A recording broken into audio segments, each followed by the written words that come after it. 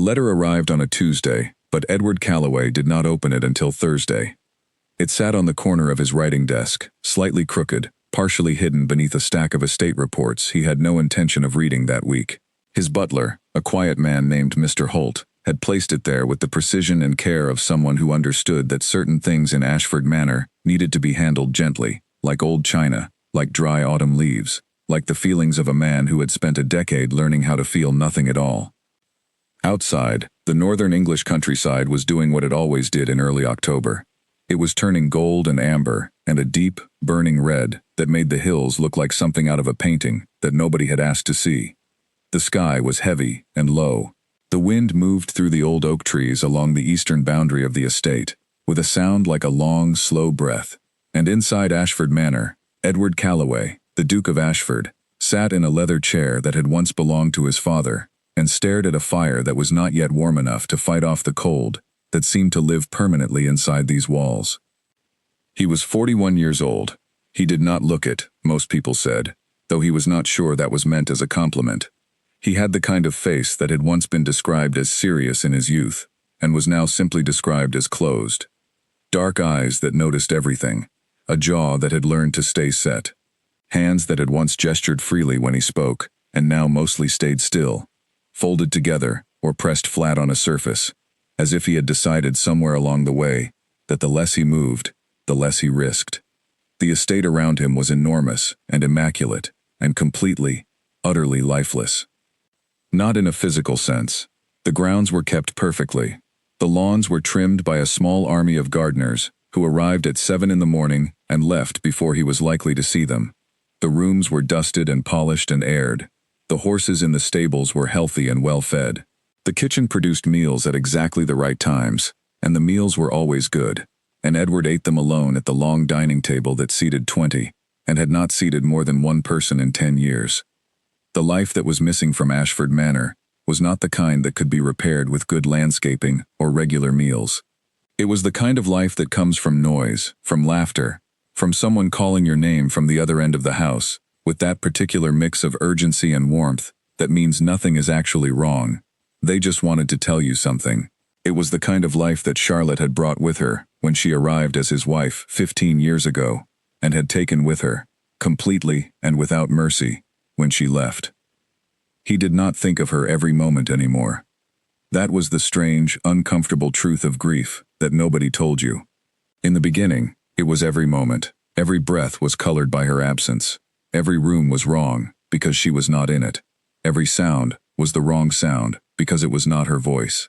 And then, slowly, without your permission, it shifted. The every moment became most moments, then many moments, then certain moments that caught you completely off guard in the middle of something ordinary, like opening a window or hearing a particular kind of music from somewhere in the distance.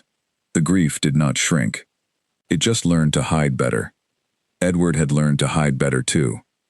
He picked up the letter on Thursday morning because Mr. Holt placed a cup of tea beside it and did not move away quickly enough, which meant he was hoping the Duke would notice it. Edward noticed. He said nothing about this. He picked up the letter, turned it over, saw the name of his estate manager, Gerald Finch, in the return address, and felt the familiar low dread of administrative matters that he could not continue to ignore. He opened it. The letter was 3 pages long and very thorough, which was typical of Gerald Finch, who had managed Ashford's affairs for 12 years and communicated in the way of a man who wanted absolutely no misunderstandings on any subject ever. Edward read the first page, which was about the eastern fencing repairs and the projected cost of the winter coal supply. He read the second page, which concerned a dispute between 2 tenant farmers about a shared water source and the proposed resolution. He began the third page with the mild, detached attention of a man doing something he considered a responsibility but not an interest. He stopped at the third paragraph of the third page. Gerald had, it seemed, taken a decision. In the interest of the estate, and given the particular historical significance of the walled garden to the Ashford property, and in light of the fact that the garden had now been in a state of complete neglect for nearly a decade, Gerald had engaged the services of a botanical illustrator. This person, he explained, had been highly recommended by the Royal Botanical Society in Edinburgh, and had completed similar documentation and restoration consulting work at 3 other great estates in Scotland and the north of England. Her name was Miss Eleanor Voss. She would arrive at Ashford Manor on the 14th of October to begin her work, which was expected to take 3 to 4 months, depending on the state of the garden and the scope of what could be documented before winter set in fully. Gerald had written this in his careful, thorough way, including the credentials, the fee, the timeline, and a note at the very end that said, "I trust this arrangement meets with your approval, Your Grace, and I apologize for not consulting you earlier, as Miss Voss's schedule required a prompt decision." Edward read the 3rd page twice. Then he set the letter down on his desk, picked up his tea, which had gone cold, and drank it anyway. The walled garden. He had not been inside the walled garden in 10 years. Charlotte had designed it herself. That was not entirely accurate, since the garden had existed in some form for generations before she arrived, but she had given it its shape and its heart. She had spent the first summer of their marriage out there from early morning until the light gave out, with muddy knees and bits of greenery in her hair, arguing cheerfully with the head gardener, a stubborn Yorkshireman named Mr. Potts, about where the roses should go, and what the climbing wall needed, and whether the old pear tree in the north corner was worth saving, or should be taken out to make room for something better. She had decided the pear tree was worth saving. She had been right. It was her opinion in almost everything. After she was gone, Edward had locked the garden gate. He had not done it consciously, not as a decision. It had simply happened. He had walked past the garden gate one morning about 3 weeks after the funeral and found that he could not make himself open it, and then 3 weeks had become 3 months, and 3 months had become a year, and then the garden gate was simply something he did not open, the way there were rooms in the house he did not enter, and songs he did not listen to, and types of weather that still, after all this time, arrived with a particular weight that had nothing to do with temperature or rain. He thought about writing to Gerald to say that the arrangement was not acceptable. He had a clear and reasonable case. The garden was private. The estate's finances did not require the attention of an outside consultant. Miss Voss's services could be engaged for a different project at a different time, or not engaged at all. These were all true things. He could write that letter in 10 minutes. He did not write it. He was not entirely sure why. Perhaps it was the particular exhaustion of a man who had been saying no for so long that he had begun to forget what it felt like to say anything else. Perhaps it was something Gerald had written in the 2nd paragraph of the 3rd page, just before announcing Miss Voss's arrival, which Edward had read and not examined too closely. Gerald had written, with the carefully neutral tone of a man choosing his words with enormous precision, "The garden has continued to deteriorate at a rate which I believe you would find concerning if you were to observe it, and I feel it my duty to note that Lady Charlotte spoke often of her wish that the garden remain a place of beauty and life for many years to come." Gerald did not often invoke Charlotte. He was a careful man, and he understood that there were limits, but when he did, it tended to land. Edward put the letter in the drawer of his desk. He looked out the window at the gray October morning. He picked up the stack of estate reports and began to read them, slowly and without any real attention, while somewhere in the back of his mind the thought settled itself quietly and without drama. She would arrive on the 14th. He had until the 14th to decide what he thought about that. The 14th arrived the way most things arrived at Ashford Manor these days, without ceremony and without particular acknowledgement from its owner. Edward had spent the intervening days doing what he always did.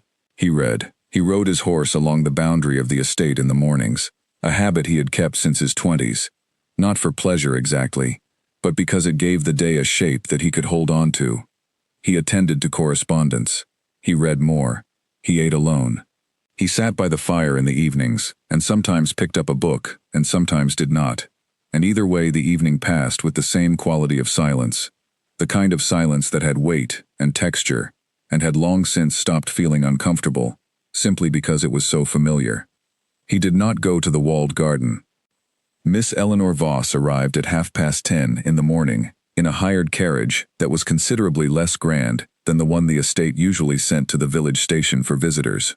Mr. Holt mentioned this in his precise, uninflected way, which meant he had noticed, and was mildly concerned about what it implied about the lady's financial arrangements. Edward, who was in his study on the opposite side of the house from the main entrance, heard none of this, and knew nothing about the arrival, until Mr. Holt knocked on his study door at 11, and informed him that Miss Voss had arrived, had been shown to her rooms, had asked for tea, had declined the tour of the house that had been offered, and had instead asked to be shown directly to the garden.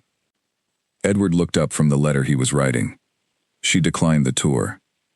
Yes, Your Grace. She has been here less than an hour. 37 minutes, Your Grace. Edward considered this. What did she say exactly? Mr. Holt, who had a very good memory, said, She said, That's very kind, but I expect I'll learn the house well enough on my own. Could someone take me to the garden? I'd like to see what the light is doing this morning before it changes. There was a pause. She said she wanted to see what the light was doing, Edward repeated. Yes, Your Grace.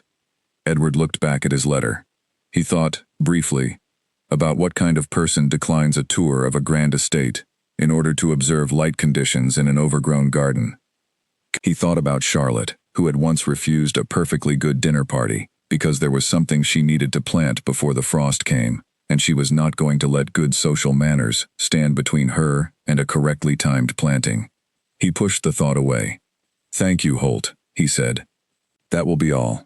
He finished the letter. He began another one.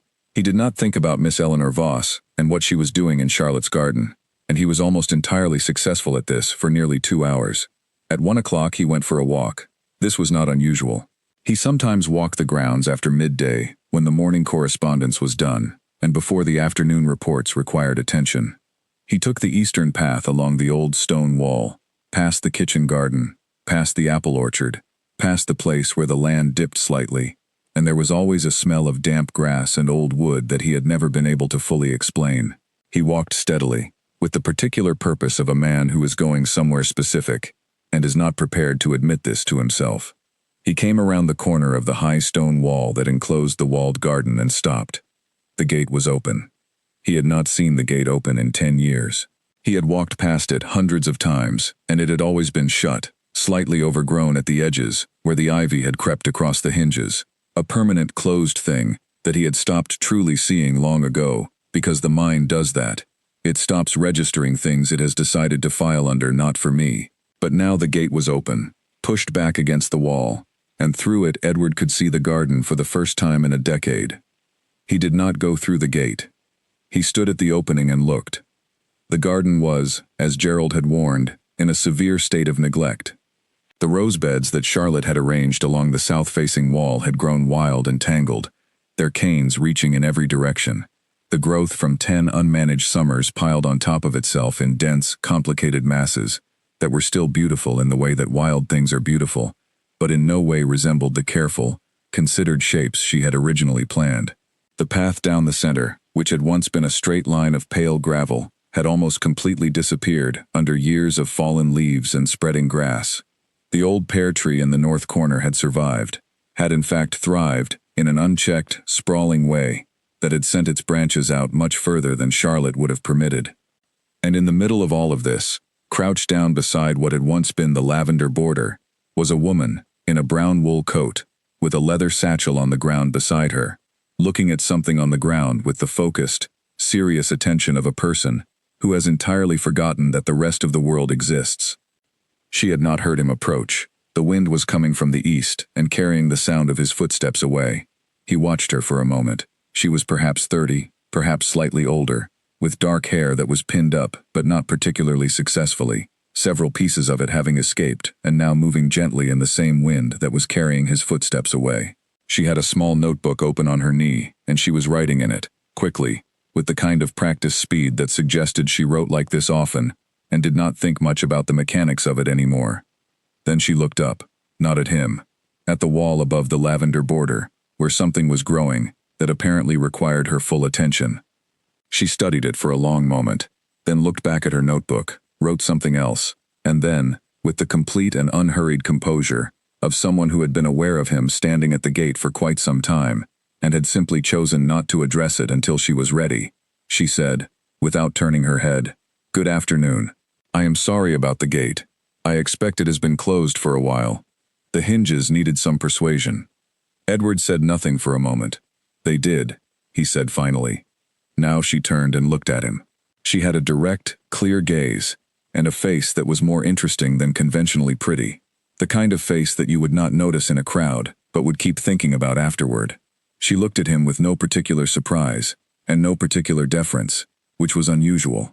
Most people, upon encountering Edward Callaway in the grounds of his own estate, arranged their expressions quickly in the direction of appropriate respect. This woman simply looked at him with the same focused, assessing attention she had been giving the garden wall. "You are the Duke," she said, not a question. "I am," he said. "I am Eleanor Voss," she said. "I expect Gerald Finch told you about me." He did. She nodded, as if this confirmed something she had already assumed.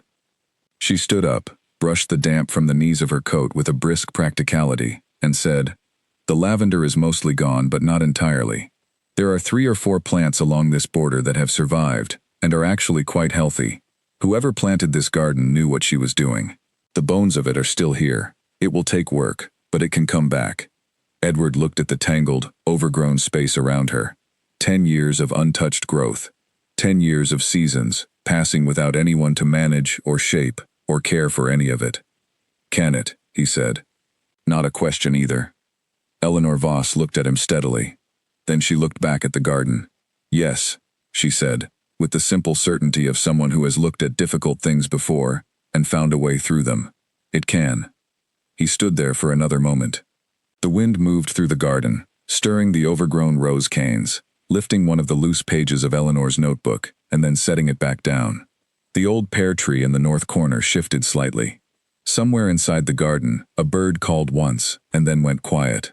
Edward looked at the open gate. At the garden he had not entered in 10 years. He did not go in, but he stayed at the gate for a long time before he turned and walked back toward the house. That evening, for the first time and longer than he could clearly remember, he did not sit in the study after dinner.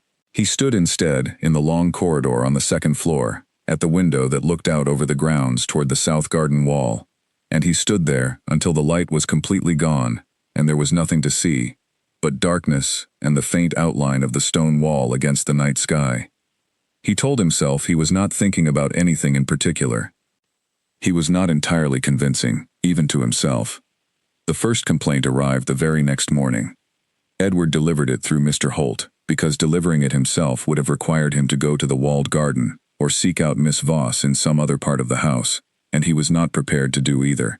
He said to Mr. Holt, at breakfast, with the measured calm of a man who had thought carefully about what he wanted to say, and had decided on a tone of polite but firm authority, "Please inform Miss Voss that the garden tools are stored in the east outbuilding and are available for her use. However, the tools that are kept in the locked cabinet near the garden shed belong to the estate's personal collection and are not to be used for outside work. Please make sure she understands this clearly." Mr. Holt said, "Of course, Your Grace," and went to deliver this message. He came back 20 minutes later with the particular expression of a man who has had an interaction that he is not quite sure how to characterize. "Miss Voss says thank you for letting her know about the tools in the east outbuilding," he reported. "She also says she found the locked cabinet yesterday and already assumed it was not for general use, and that she brought her own set of tools in any case, because she always does. She also asked if it would be possible to have the gate to the walled garden oiled, because the hinges are stiff, and she is concerned that if she has to force it open every morning, she will eventually damage the metalwork." Edward looked at his breakfast. "She brought her own tools," he said. "Yes, Your Grace. In a case, a rather large one. And she has already looked at the locked cabinet." "It seems so, Your Grace." He said nothing for a moment. He finished his tea. "Have the gate hinges oiled," he said. "Yes, Your Grace." Mr. Holt withdrew. Edward looked at the window for a moment, and then at his plate, and then back at the window. The morning was clear and bright, which was unusual for October in this part of the country, and the light was coming in at an angle that lit up the old oak floors, with a warmth that did not match the temperature outside. It was, he supposed, a fine morning. He did not especially want to think about what kind of light was falling on the walled garden right now, and whether a woman with a notebook and a large case of personal tools was already out there observing it. He applied himself to his correspondence. The second complaint was also delivered through Mr. Holt, but by mid-morning of the same day, and was slightly more specific. Edward had realized, while reviewing the household accounts, that the greenhouse at the eastern end of the garden wall had been opened, which required a key that was kept on a hook in the garden shed, which was within the walled garden, which meant Miss Voss had accessed not only the garden, but also the shed, and from it the greenhouse. He had not specifically told Gerald Finch that the greenhouse was included in the scope of her work. He told Mr. Holt to ask Miss Voss to clarify the exact scope of her intended work, and whether the greenhouse had been discussed in the original arrangement with Mr. Finch. Mr. Holt came back from this errand with an expression that was, if anything, slightly more complex than before. "Miss Voss," he said, "asked me to give you this." He held out a folded piece of paper. Edward took it. He opened it. Miss Voss had written, in a neat, quick hand, "Mr. Finch's letter to me specified the walled garden and associated outbuildings, which I took to include the greenhouse. If the greenhouse is excluded from the scope of my work, please let me know, as it contains several species of climbing plants that have significant relevance to the documentation of the garden, and I would need to revise my plans accordingly. I am happy to discuss the scope in person at a time that suits you. Eleanor Voss." Edward read the note twice. He folded it again and set it on his desk. The handwriting was very clear. She wrote the way she apparently did everything else, with brisk, unapologetic directness. He took a clean piece of paper and wrote, "The greenhouse is within the scope of your work. Please proceed. E. Calloway." He folded it and gave it to Mr. Holt to return. This, he told himself, was the end of the matter. It was not, of course, the end of the matter. On the third day, Edward discovered that Miss Voss had not simply begun cataloging the garden as he had imagined, meaning quietly walking around with her notebook making notes and occasional sketches.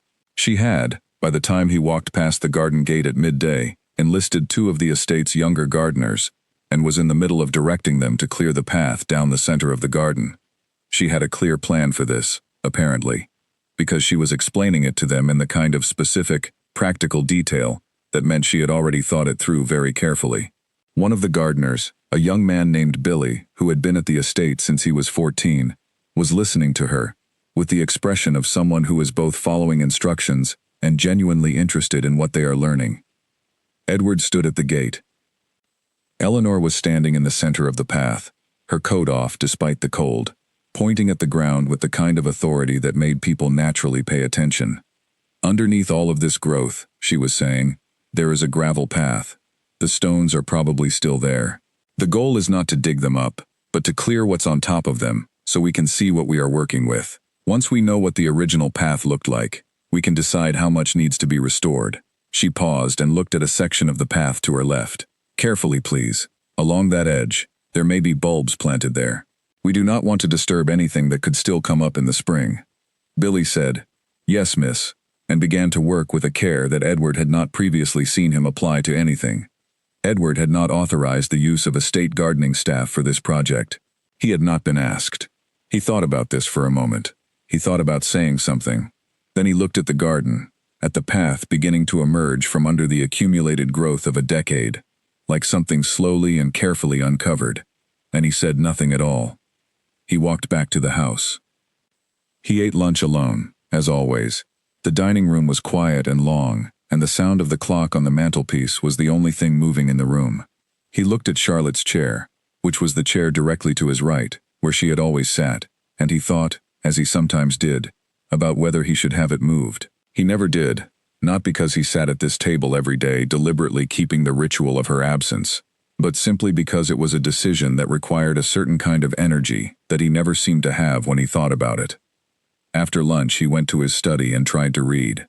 He managed 6 pages of a report on the projected spring planting schedules before he accepted that he was not actually reading, but looking at the page, while thinking about something else, which was the quality of light in the walled garden on an October morning, and what Charlotte had once told him about why she preferred to plant roses along the south wall rather than the north, and whether the old lavender border could genuinely come back from 10 years of neglect. He put the report down. He looked out the window. By the 4th morning, a new pattern had established itself without anyone planning it. Edward would come down for breakfast, read the morning correspondence, deal with whatever the estate required of his attention, and then, at some point in the late morning or early midday, he would find himself walking in the direction of the walled garden.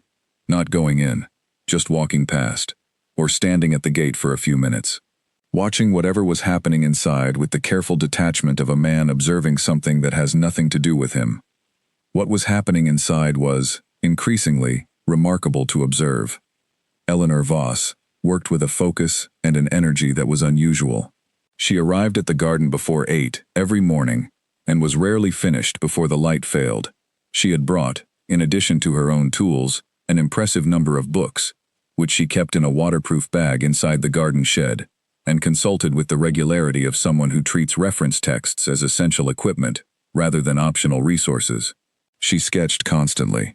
Every time Edward looked through the gate, she was either sketching or writing or examining something closely, or directing the young gardeners with the calm precision of someone who knows exactly what she wants and has a clear plan for getting it.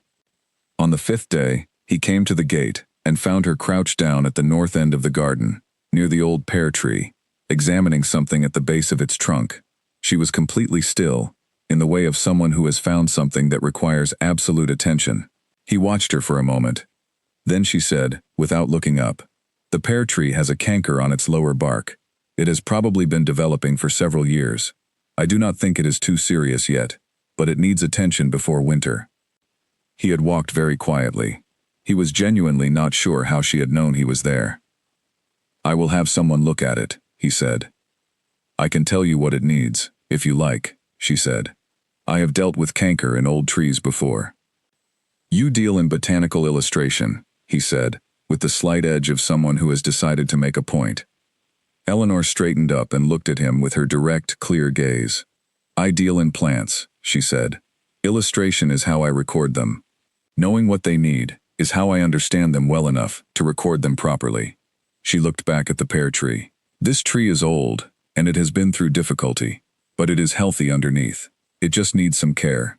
He was almost certain she was talking only about the tree.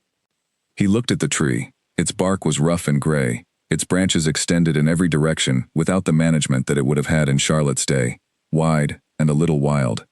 He had walked past this tree's wall 1,000 times in 10 years without ever looking over it.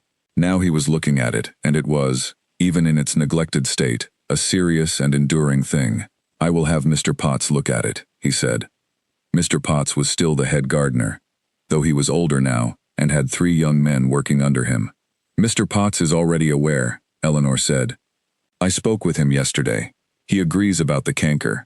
He says he treated one in the orchard 3 years ago and has the materials." Edward said nothing for a moment. "You spoke with Mr. Potts?" "He came to look at the garden on Wednesday," Eleanor said. "He is a very knowledgeable man. He knew this garden well, I think. He could not quite bring himself to come inside, but he stood at the gate for a while, and we spoke through it." She paused. "He was very fond of the person who planted it." This landed quietly. Edward looked at the pear tree again. "Most people here were," he said. Eleanor looked at him. There was nothing pitying in her expression. There was no softening, no careful handling.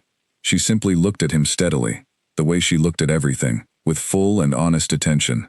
"I can see why," she said. She had a very good eye. He did not ask how Eleanor knew that. The garden itself was the answer. He turned and walked back toward the house. He did not slam the gate, because it was not that kind of moment, and he was not that kind of man.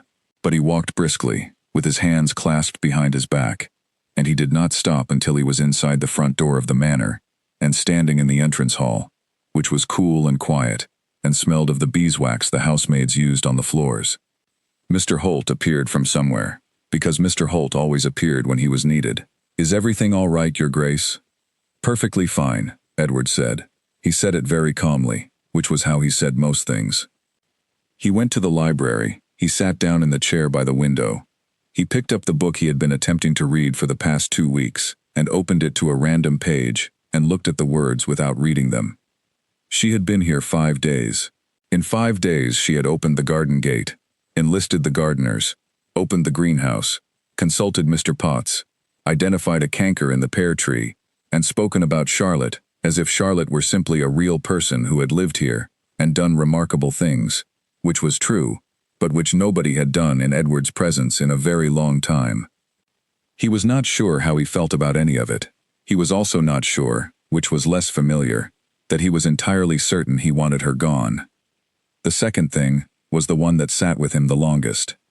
Outside, the October afternoon was turning cold and clear. Somewhere on the other side of the grounds, inside the stone walls of a garden that had been silent and locked for a decade, A woman with muddy boots and a large case of tools, and an absolute refusal to be intimidated, was sketching the branches of an old pear tree that was going to need attention before winter. He sat with his book open and the words unread until the light in the room had changed from afternoon gold to the pale gray of early evening, and then he finally turned to page 1 and started from the beginning.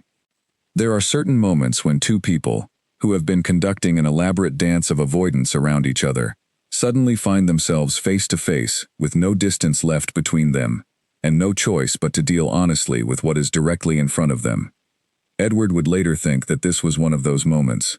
He just did not recognize it at the time, because he was busy being furious. The morning it happened was a Monday. 3 weeks had passed since Eleanor's arrival, and the garden had already changed in ways that were both remarkable and difficult for Edward to think about too directly. The center path was entirely clear now, the old gravel pale and clean, the edges redefined, so that the structure of Charlotte's original design was visible again, for the first time in years. The south wall rose, bed had been assessed, its worst overgrowth carefully removed without destroying the underlying plants, and Eleanor had presented Mr. Potts with a detailed written plan for how to bring it back properly over the winter and spring. The lavender border had 3 strong new plants added to it, alongside the survivors, which would not bloom until next year but were already established. The garden looked, it had to be said, like itself again. Not perfectly, not yet, but recognizably itself, the way a person looks when they return from a long illness and are still pale, but clearly on their way back to being who they were. Edward did not go in. He had still not set foot inside the garden gate in the 3 weeks since Eleanor's arrival. He stood at it often. He observed. He noted the changes. He spoke to Eleanor through the gate on 3 separate occasions, each time about something administrative, each time keeping the conversation brief and the tone at the particular formal distance that he had long since mastered. Eleanor never pushed. She answered his administrative questions with the same direct, practical efficiency with which she did everything else. She gave him no opportunity to justify his distance, because she never behaved as if it needed justifying. She simply got on with the work, day after day, arriving early and staying late, going through her notebooks and her reference books and her long, quiet conversations with Mr. Potts and Billy. On the Monday morning in question, Edward arrived at the gate at his usual late morning time, to find the gate not just open but flung fully back, and the path inside scattered with what appeared to be a significant quantity of Eleanor's reference books, several of her notebooks, and most of her tool case, which was open and lying on its side. Eleanor herself was in the middle of the path, with her hands on her hips, looking at the garden shed with an expression that was, even from a distance, extremely specific in its displeasure. "What has happened?" Edward said. Not quite a question. Eleanor turned and looked at him. "Someone," she said, with very careful control, "has locked the shed." He looked at the shed. It had a new padlock on it, a large, heavy one. "When was this done?" "At some point last night, or very early this morning," Eleanor said. "I arrived at 7:30, and it was already locked. My botanical specimens from the last 2 weeks are inside, along with my winter rain cover, my larger documentation sheets, and approximately 40 pages of notes that I had not yet copied." Edward said, "I see." He did see. He also, in that same moment, knew exactly who had locked the shed. His aunt, Lady Dorothea Calloway, had arrived at Ashford Manor 2 days prior, announced by a letter that gave 3 days of warning, which was her typical amount. Lady Dorothea was his late father's sister, 70 years old, with the constitution of someone who had made a lifelong study of outlasting every circumstance that came her way. She visited Ashford twice a year, and managed, each time, to convey within the first 48 hours a comprehensive assessment of everything that was being mismanaged in Edward's life, his household, and his personal decisions, all delivered with the affectionate firmness of someone who genuinely believed she was being helpful. She had been informed about Miss Voss on the evening of her arrival. Edward had watched her face when Mr. Holt mentioned it, had observed the very slight shift in her expression, and had thought, with the resigned clarity of experience, "Here we go." He had not anticipated that she would take direct action. That was new, even for her. He turned to Eleanor. "I apologize," he said. "This was not done at my instruction. I will have it resolved immediately." Eleanor looked at him for a moment.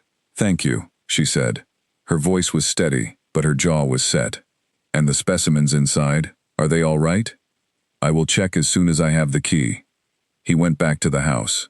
He found Lady Dorothea in the morning room, perfectly arranged in the best chair, working on her correspondence with the air of someone who had no particular awareness of having done anything that required discussion. Edward came in, closed the door and said, very quietly, "The shed is locked." Lady Dorothea did not look up immediately. She finished the sentence she was writing.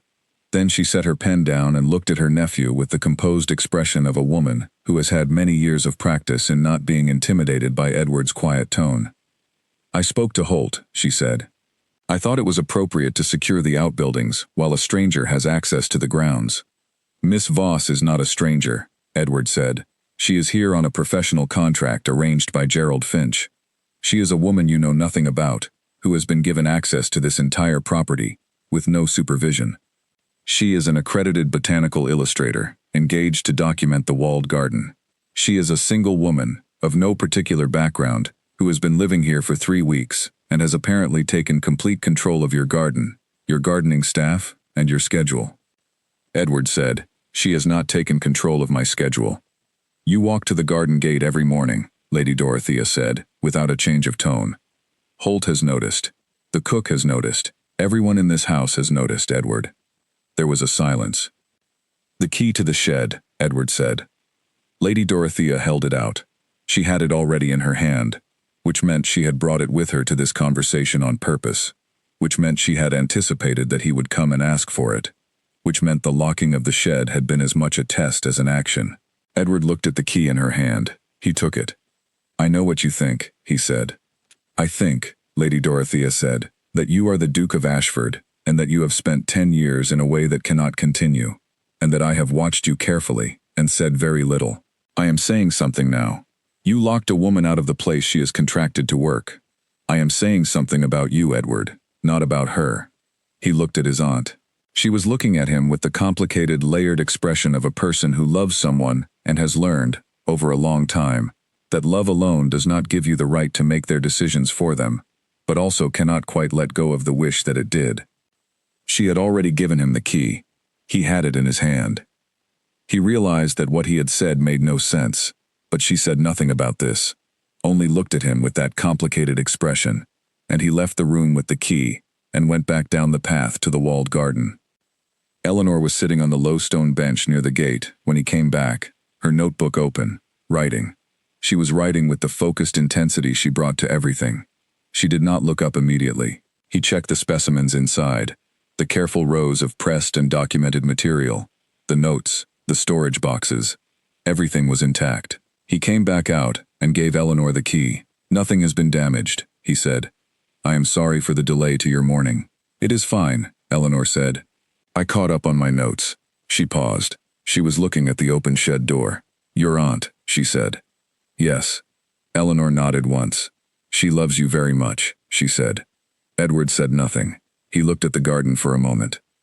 "She does not understand what she is involving herself in," he said finally. "No," Eleanor said. "I think she understands exactly. She is just not very skilled at helping." This was, in Edward's experience, the most accurate description of Lady Dorothea that anyone had ever produced. He almost said so. Instead he said, "I will make sure it does not happen again." Eleanor said, "I know." She said it with the calm certainty she brought to most things, as if she had already assessed the situation and arrived at a conclusion about it. Then she closed her notebook and stood up and went back to work. Edward stood in the garden path for a moment. He was inside the garden.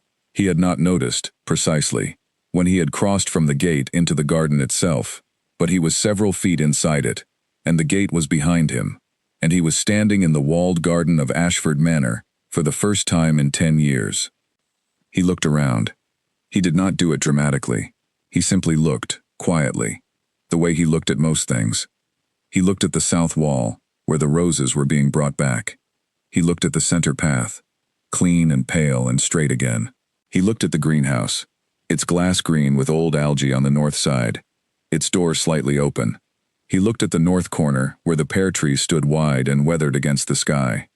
He looked at the garden. It was, even now, even in its half-restored October state, beautiful. Not the perfect, designed beauty of Charlotte's original vision, not yet. Something quieter than that. Something that had survived in spite of everything, that had kept growing and changing through all the years of being unseen, that still held, in its bones and in its structure, the shape of everything it was meant to be. He stood there for 60 seconds, perhaps a little longer. He was not counting. Then he walked back out through the gate and back toward the house. Eleanor watched him go. She did not say anything. She was already crouching over a section of the lavender border, examining something with the kind of absolute focus that meant the outside world had largely ceased to exist for her. But she had noticed. She noticed most things. Over the following days, the tension in the house took on a different texture. Lady Dorothea was present, which meant meals were not taken alone, which meant there were conversations at the dining table, which Edward navigated with the calm competence of a man who has had decades of practice in his aunt's particular conversational style. She did not mention Eleanor directly after the shed incident. She mentioned the garden once, briefly, in a way that was more question than statement. Edward answered her with the minimum information required and moved the conversation elsewhere with the efficiency of a trained diplomat. What he could not move as efficiently was the shift that had happened inside himself. He had stood in the garden, he had looked at it properly, and now, in the days that followed, he found that the gate, when he came to stand at it in the mornings, pulled at something in him with more force than before, like a door that has been slightly opened and now cannot quite be closed all the way. Eleanor continued to work. She had begun to spend more time in the greenhouse now, where there were climbing specimens of considerable interest, and she moved between the greenhouse and the garden with the easy familiarity of someone who has made herself at home in a place, not intrusively. She was not a person who took up more space than she needed, but she was there, completely there, in a way that Ashford Manor had not had anyone be for a very long time. One afternoon, toward the end of Lady Dorothea's visit, Edward found himself at the garden gate at a different time than usual. It was late afternoon, the light already low and golden, the shadows of the wall falling long across the ground. Eleanor was sitting on the stone bench at the far end of the garden, not working, just sitting, her face turned up to the low October sun. She was very still. She looked, in that moment, like someone who has given a great deal of themselves to the world in the course of the day, and is now, for a few minutes, simply resting in what is left. He did not announce himself. He was not sure why. He stood at the gate and watched the light fall on the garden and on the woman sitting quietly in it, and he thought about Charlotte, who had also sat on that bench, in very different light, in very different years.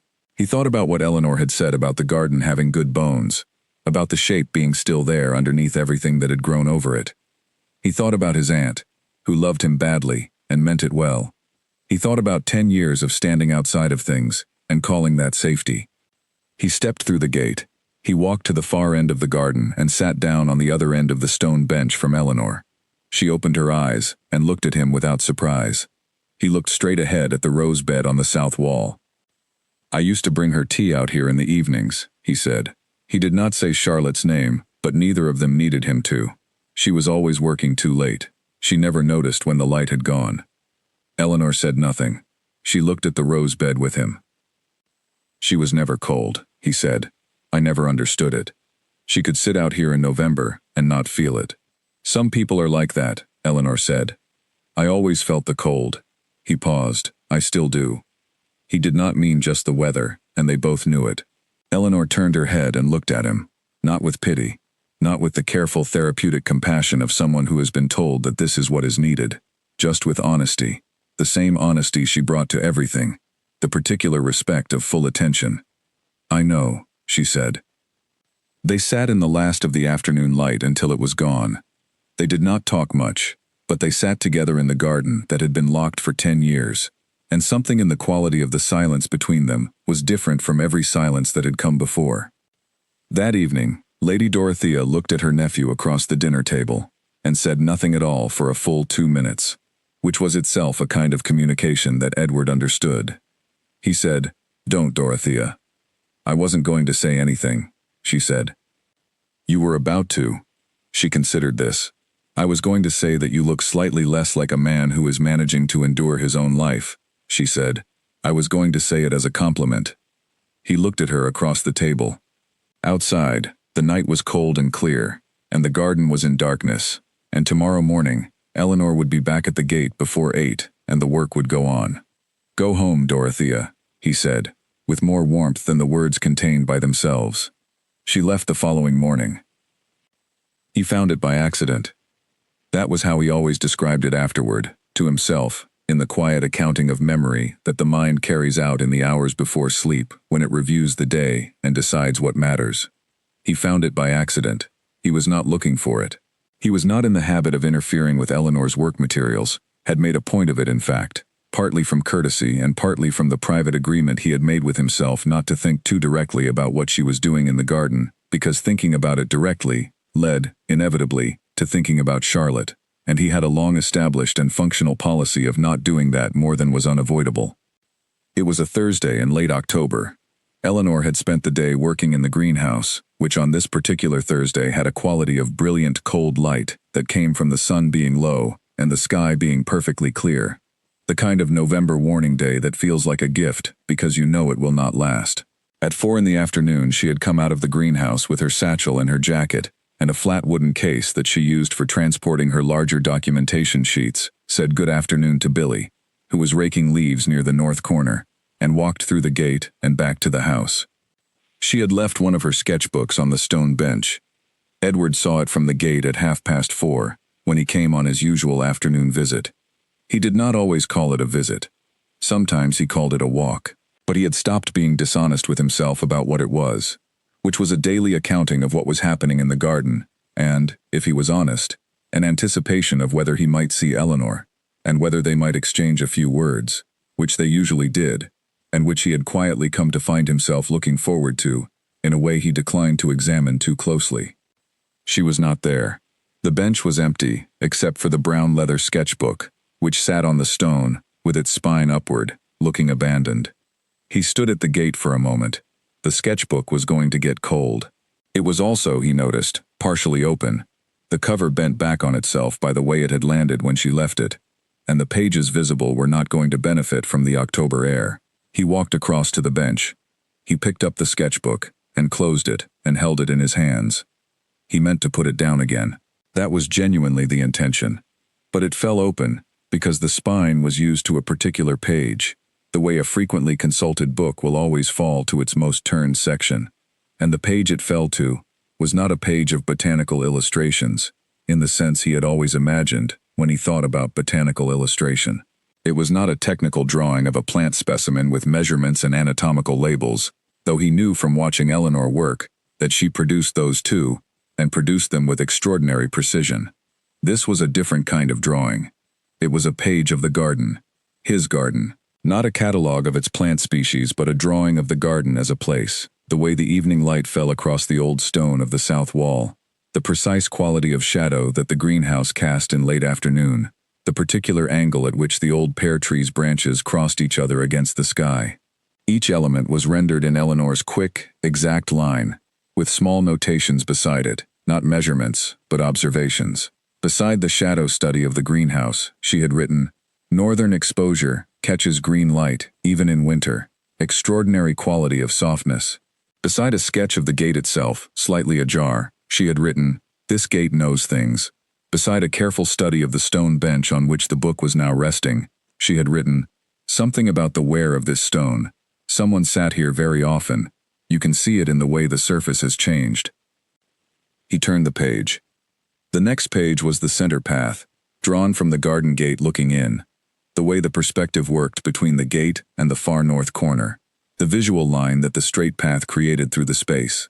Eleanor had drawn it 3 times on the page, each from a slightly different angle, and beside the third version she had written, "This garden was designed by someone who understood how light moves.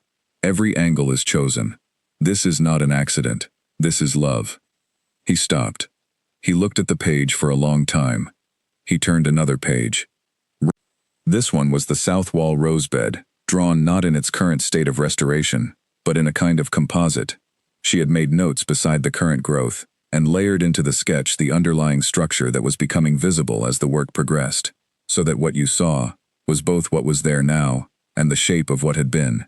And beside it she had written, "The original planting plan is still visible, if you know how to look." The rose varieties are specific choices, each one selected for scent as well as color, which means they were meant to be walked among, not just looked at. This garden was designed for someone to live in. He sat down on the bench. He did not entirely decide to do this. His legs simply took him down. He looked at the rose bed on the south wall. He thought about Charlotte, walking among the roses in summer, which she had done every morning without fail, coming inside with her hands smelling of whatever she had been touching, describing the smell to him in specific and enthusiastic detail, even though he had always known perfectly well what roses smelled like. She had done this because describing things gave her pleasure. She described everything. She was the most verbally generous person he had ever known, someone who believed that the world became more vivid if you put it into words and shared it with someone else, and who had never quite accepted that not everyone operated this way. He turned another page, more slowly now. This page was different. It was a sketch of the pear tree, and this one was less analytical, more feeling, the lines looser, the quality of attention on the page different from the precise observation of the earlier pages. Eleanor had drawn the pear tree 3 times, from different distances, and the closest drawing was the one that stopped him. It was the trunk, just the trunk and the lower branches, drawn with a kind of concentrated care that was unlike anything else in the book. Beside it she had written, "This tree has had 10 years to grow on its own terms. It is wider and wilder than it was meant to be, but it is genuinely itself now, in a way that might not have happened if it had been managed every year as planned. Sometimes the unmanaged thing finds its own shape. Sometimes the shape it grows into is the shape it was always going to be, if only there was time." He read this twice. He looked up at the pear tree. The afternoon light had shifted while he had been sitting there, was now low and sideways through the gap in the western wall, hitting the pear tree at exactly the angle Eleanor had been sitting here to observe, turning the bark from gray to gold, making the canker scar on its lower trunk look like a growth ring in amber, something old and contained and no longer dangerous. He looked at the tree for a long time. Then he turned the page again. This page had a single drawing. It was a sketch of the garden gate, from inside the garden, looking outward, so that what you saw was the gate and the opening beyond it, and, through the opening, a section of the wider estate grounds, the path leading away, the edge of the orchard visible in the distance. And at the gate, rendered in quick but unmistakable lines, a figure, standing at the gate. Looking in, he recognized the figure immediately, of course, because the posture was as familiar to him as his own name, the set of the shoulders, the hands clasped behind the back, the stance of a man who is standing at the boundary of something and looking at it from a careful distance and telling himself that this is sufficient. Beside this drawing, Eleanor had written nothing, no annotation, no observation, just the image. He closed the book. He sat on the stone bench for several minutes with the closed book in his hands. The light continued to change. The garden was quiet around him, the particular quiet of late autumn when the bird song has thinned down and the leaves are almost gone and the world seems to be settling into itself in preparation for winter. Somewhere in the distance he could hear Billy finishing up with the leaves, the sound of the rake moving rhythmically across the ground. He thought about the figure at the gate. He thought about what it meant that Eleanor Voss, who had been in this garden for 3 weeks and had been watched by him from that gate for 3 weeks, had drawn him there. Not as an intrusion, not as a warning or a criticism, just as a fact. There he is, standing at the gate, looking in. He thought about how different a thing looks when someone else draws it. He got up from the bench. He took the sketchbook to the house and gave it to Mr. Holt to return to Miss Voss. He said nothing to Mr. Holt about what was in it, and Mr. Holt, who was a man of long experience in not asking the questions that his employer was not ready to answer, said nothing either. At dinner that evening, Eleanor said, when she passed him in the hallway on her way from the library, "Thank you for rescuing my sketchbook. I realized only at supper that I had left it." "It was no trouble," he said. She looked at him for a moment. She was carrying a different sketchbook, a fresh one, held in both hands. Her expression was its usual direct, attentive quality. "The drawings in it are personal," she said. "I should have been more careful about where I left it." "The drawings are very good," he said. A pause. She looked at him, then looked at the sketchbook in her hands. "Some of them are observations," she said. "I notice things when I am working. I cannot always stop myself from putting them down." "I know," he said. I have watched you work. She looked at him again. Her expression was the same, but there was something in it now, a careful attention that was different from her usual directness, something more private. Did you look through all of it? She asked. No, he said, which was technically not quite true. Most of it. A longer pause. All right, she said. She did not seem alarmed or embarrassed. She seemed to be thinking, I hope it was not unwelcome. It was not, he said. She nodded once. Good night then, she said. Good night, he said. She went up the stairs. He stood in the hallway for a moment, and then went back to his study. He sat at his desk for a long time without doing anything at all, just sitting, with the fire going in the grate and the house quiet around him, and the image of the garden gate from inside the garden sitting very clearly in his mind. He thought about the notation she had not written beside that drawing. He thought about what he might have written if he had been the one to make an observation about a man who stands at a gate every day and does not go in. He thought about Charlotte. He thought about grief. Not the active, burning grief of the early years, and not the managed, contained version he had been carrying for the past decade. He thought about what grief does to a person over a long enough stretch of time, how it becomes a habit, how the habit becomes an identity, how the identity becomes a gate that you stand at every morning and look through, and call it enough.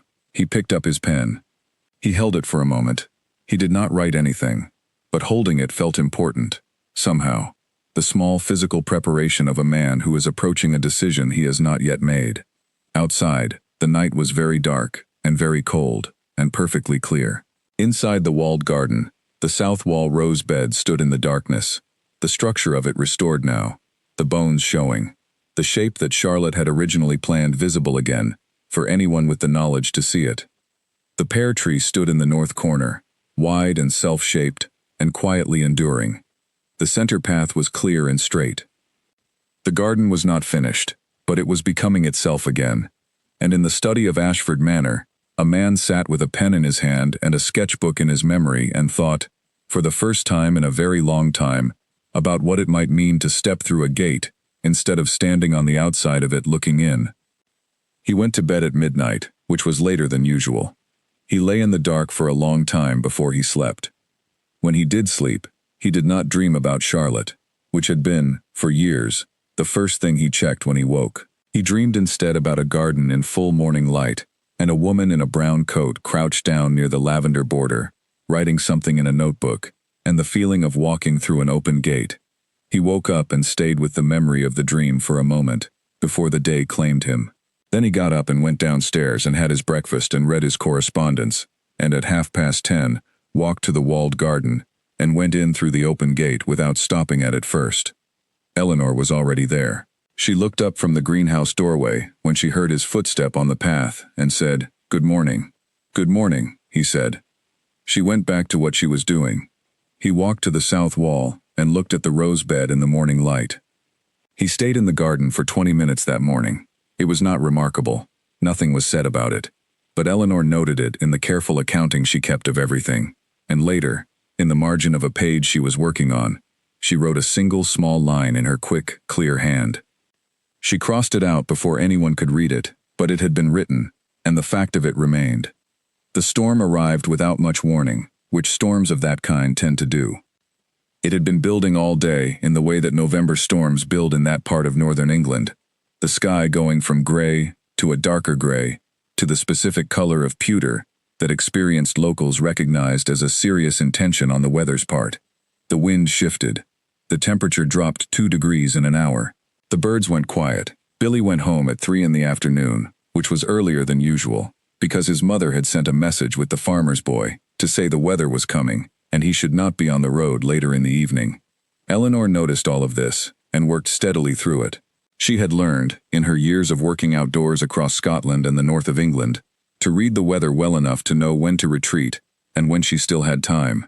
She was in the greenhouse at 3 in the afternoon, with a clear plan to be finished, and inside before dark, which seemed, at 3 in the afternoon, entirely reasonable. By 4 o'clock it was clear she had misjudged it. The wind came first, the kind that does not build from a breeze but arrives fully formed, like it had been waiting somewhere beyond the hills, and had finally decided to stop being patient. It hit the greenhouse with a sound like a hand slapped flat on glass, loud and sudden, and Eleanor looked up from her work with the sharp attention of someone who has just been given very specific and unwelcome information. One of the older panes on the north side had a crack that Mr. Potts had been meaning to replace for 2 seasons, and Eleanor had been aware of it, and had been careful not to put anything near that side. She looked at the crack now, and watched it move. She began packing her most important materials. This was not panicking. This was the ordered, efficient response of a professional who has learned through hard experience exactly which things cannot be replaced, and needs to prioritize accordingly. She put the completed documentation sheets into the flat wooden case. She put her notebooks into the waterproof bag. She put the pressed specimens, carefully interleaved with their protective paper, into the specimen box. She did all of this quickly, and with the quiet, focused speed of someone whose hands know what they are doing, even when her mind is elsewhere. The rain began at 4:15. It was not a gentle introduction. It went from nothing to a great deal very quickly, hammering against the greenhouse glass with a force that filled the whole space with noise, so that Eleanor had to raise her voice when she spoke to herself, which she did when she was working alone, and was concentrated. Small automatic instructions under her breath, that she did not always realize she was giving. She had the specimen box in one arm, and the waterproof bag in the other, and was reaching for the flat wooden case, when the north pane went. It did not shatter dramatically. It cracked across in a clean diagonal line, the break widening as the next gust of wind pressed against it, and then the lower triangle gave way with a sharp sound and fell inward, and the wind came through the gap with immediate and total intention, lifting the loose papers on Eleanor's remaining work surface, scattering the notebooks she had not yet packed, knocking the flat wooden case off the bench. She caught the case before it hit the ground. She was very quick. But the documentation sheets inside it, which she had been planning to secure with the buckle, spilled out when the case hit her arm, and a number of them went to the floor, some of which was now covered in broken glass. She stood for a moment, holding the empty case, surrounded by the sound of rain and wind coming through the broken pane, looking at her documentation sheets on the floor. Months of work. Not all of it. She had managed to pack the most critical materials, but months of work.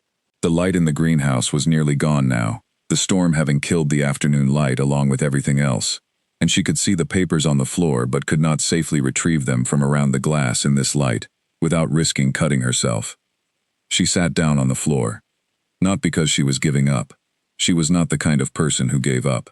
She sat down because the situation required a moment of assessment, and because the floor was the safest place to be, while the wind was still pushing through the broken pane with this kind of force, and because she was, underneath the professional composure and the practical efficiency, a human person who had just watched several months of careful work scattered across a floor covered in broken glass in the dark, and her body needed 30 seconds to absorb this before she could think clearly again. She sat with her arms around the waterproof bag and the empty case, and she listened to the storm, and she did not cry, because she was not someone who cried easily, but she was very still and very quiet, in the way of someone who is containing something. The greenhouse door opened. She turned her head. Edward was standing in the doorway, wearing a heavy coat, holding a lantern. He was slightly wet already, which meant he had been moving quickly through the rain. He looked at her, and then at the broken pane, and then at the papers on the floor, and then back at her. He did not say anything immediately. He came in and crouched down beside her, setting the lantern on the floor so it threw light across the space. "Are you hurt?" he said. "No," she said. "Can you stand without touching the glass?" She looked at the floor. "If I shift left." "Shift left," he said, and held out his hand. She looked at his hand for a moment. Then she took it, and he helped her up, and she shifted left and was standing. And then he released her hand and looked at the floor. "The papers," she said. "I see them," he said. "How many can we get?" "Most of them," she said. "The glass is mostly on the right side, if we go carefully."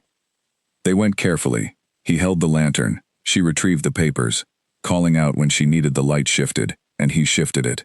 They worked in silence, except for the specific communication of the task. She picked up every paper she could reach safely. Some of them were damp at the edges from the rain coming through the broken pane. None of them, she discovered with the particular relief of a person doing damage assessment, were critically damaged, wet at the edges, some smearing, nothing beyond repair.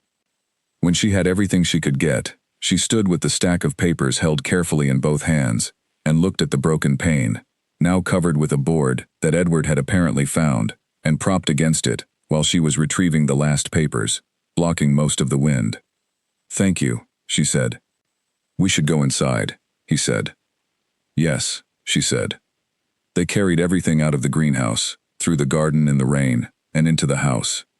Mr. Holt met them at the door, with towels and an expression of profound calm that meant the situation had gone slightly beyond his usual remit, but he had decided to treat it as routine. The kitchen was warm. Eleanor spread the damp documentation sheets on the kitchen table, which was the largest available flat surface, and weighted the corners with whatever came to hand: a salt cellar, a breadboard, a folded towel. Edward brought a second lantern and held it where it was needed, without being asked. At 8 o'clock, when the sheets were all laid out, and the rain was still going, and the kitchen was warm, and the cook had gone home, and Mr. Holt had retreated discreetly to whatever part of the house he retreated to in the evenings, Eleanor sat down at the kitchen table and looked at the recovered work. Edward sat down at the other side of the table. Neither of them had moved toward the formal rooms of the house. The kitchen had simply held them, the way rooms sometimes do when the circumstances are practical enough to override social convention. "They will be all right," Eleanor said. She was looking at the sheets, doing the final assessment. "The smearing is cosmetic. The content is intact." "How much of your work is in this room?" Edward said. She looked around. "About 6 weeks. The other 10 weeks are upstairs or in the shed." 16 weeks total," he said. "Almost." She paused. "I am ahead of where I expected to be. The weather has been cooperative until today." He looked at the documentation sheets spread across the table. From where he was sitting, he could see the detailed, careful drawings, the precise lines of her illustration work, the annotations in her clear hand. 16 weeks of botanical documentation. 16 weeks of work that was also, in some way he was only now fully understanding. 16 weeks of someone paying very close attention to the things Charlotte had built. "There is a room on the ground floor," he said, "between the library and the garden room. It is not used. It has a large table and good light from the east window. If you want somewhere to work that is not the greenhouse while the pane is being repaired, it is available." Eleanor looked at him across the table. "That is generous," she said. "It is practical," he said. She almost smiled. He saw it. The slight shift of her expression. The thing that almost became a smile, and then decided to stay just short of one. "Yes," she said. "Very practical," he said. "The greenhouse repair will take a few days. The glazier from the village is reliable but busy." "I know," she said. "I will manage." They were both quiet for a moment. Outside, the storm was still going, the rain hitting the kitchen window with steady, determined force. The lanterns on the table cast a warm circle of light. The documentation sheets were spread between them like a map of something. "My wife," Edward said. He stopped. He looked at the table. He had not planned to say this. He was not in the habit of planning these things, which was perhaps why he rarely said them. "Charlotte," he said. "She used to sit here in the evenings, in the kitchen, after dinner. She preferred it to the drawing room in winter, because it was warmer." He paused. She said a kitchen in winter was the only room that made honest promises. She looked at him with her full, honest attention. "She was a person," he said, "who made a great deal of sense to me. Not because she was simple. She was not simple. But because the way she thought about things corresponded to something I recognized. I understood her, and she understood me, and I had not understood, before her, how rare that was."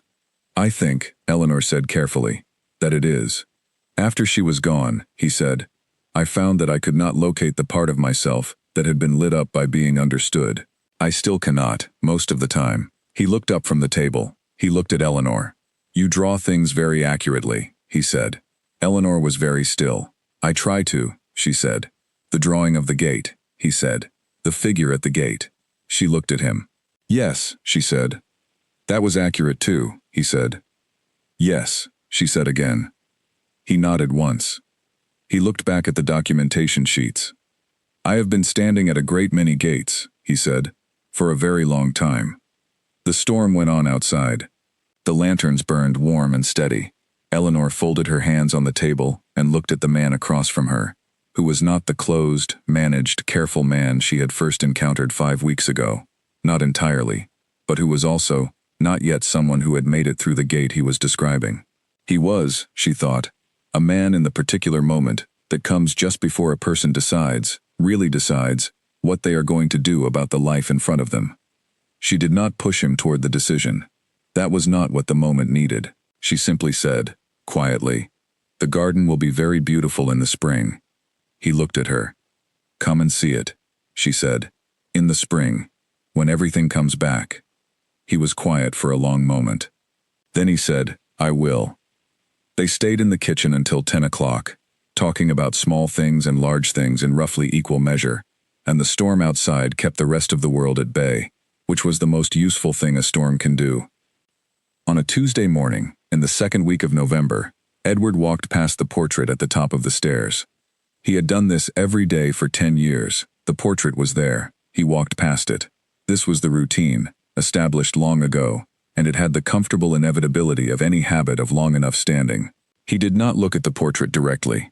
He was not sure, precisely, when this had begun, but at some point the looking had become too large a thing to do every day, and he had learned a way of moving through the upper hallway that gave the portrait a wide emotional berth, without being visibly strange about it. On this particular Tuesday morning, he stopped. He was not certain what stopped him.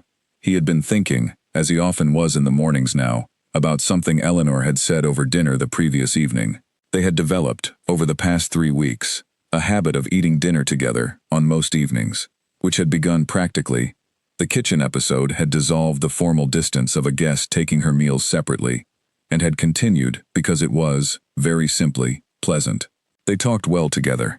Eleanor was direct and intellectually curious, and had opinions about things that she offered, without either aggression or the apologetic hesitation of someone who has been told that their opinions are unwelcome.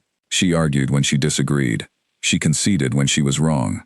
She asked questions that were actually questions, not the performative questions that social conversations use as a way of presenting themselves. What she had said over dinner the previous evening, in the middle of a conversation about the documentation work, and what she expected to find as the restoration of the south wall beds continued, was this: "I think about her when I am in the garden. Charlotte, not in an intrusive way. She is just there in the choices, the way the pear tree is placed in relation to the bench, the way the lavender is positioned so you smell it before you see it. These are not accidents. They are the decisions of someone who thought about how a person would move through a space, and wanted them to feel something specific at each point. She was thinking about the experience. She wanted the garden to be generous." He had listened to this, and said nothing for a moment. Then he had said, "She was always thinking about the experience. She thought about how things would land for other people constantly. It was exhausting sometimes." Eleanor had looked at him. "Exhausting and wonderful," she said. "Yes," he had said. "Both." And now he was standing in front of the portrait. It was a formal painting, commissioned in the first year of their marriage, which meant Charlotte had been 26 and had sat for it, with the mildly impatient energy of someone who is doing this because it is required, and not because sitting still for an artist is how she would have chosen to spend her afternoon. The painter had been skilled enough to catch this, the slight edge of suppressed movement in her posture, the particular quality of her smile that suggested she was thinking about what she would do as soon as this was over. She was wearing blue. She had always worn blue when she could. Edward looked at the portrait. He had not done this, truly looked at it, in 10 years. She looked exactly as he remembered, and exactly different from how he remembered, the way photographs and paintings always do, capturing something true, but not the whole truth, because the whole truth was the way she moved, and the sound of her voice, and the particular rhythm of her thinking, and none of that was on the canvas. What was on the canvas was her face, and her hands, and the blue dress, and the quality of that held-back movement, the hint of a person who was too busy and too alive to be entirely contained, even in oil paint. He stood there for quite a long time. He thought about Eleanor saying she was generous. He thought about the garden, about the path designed so that a person walking it felt things in a specific order, about the lavender placed to be smelled before it was seen, about the pear tree positioned in relation to the bench, in a way that meant the best afternoon light fell across the bench at exactly the time a person was most likely to want to sit down in it. He thought about all of this, And he thought about the woman in the portrait who had made all those choices, and he felt, for the first time in a very long time, something that was not grief. It was not that the grief was gone. He was not naive enough to believe that grief goes somewhere, but there was something alongside it now, a different feeling, quieter and warmer. The feeling of being in possession of something extraordinary, of having had something magnificent. The grief, he understood for the first time, was the proof of that.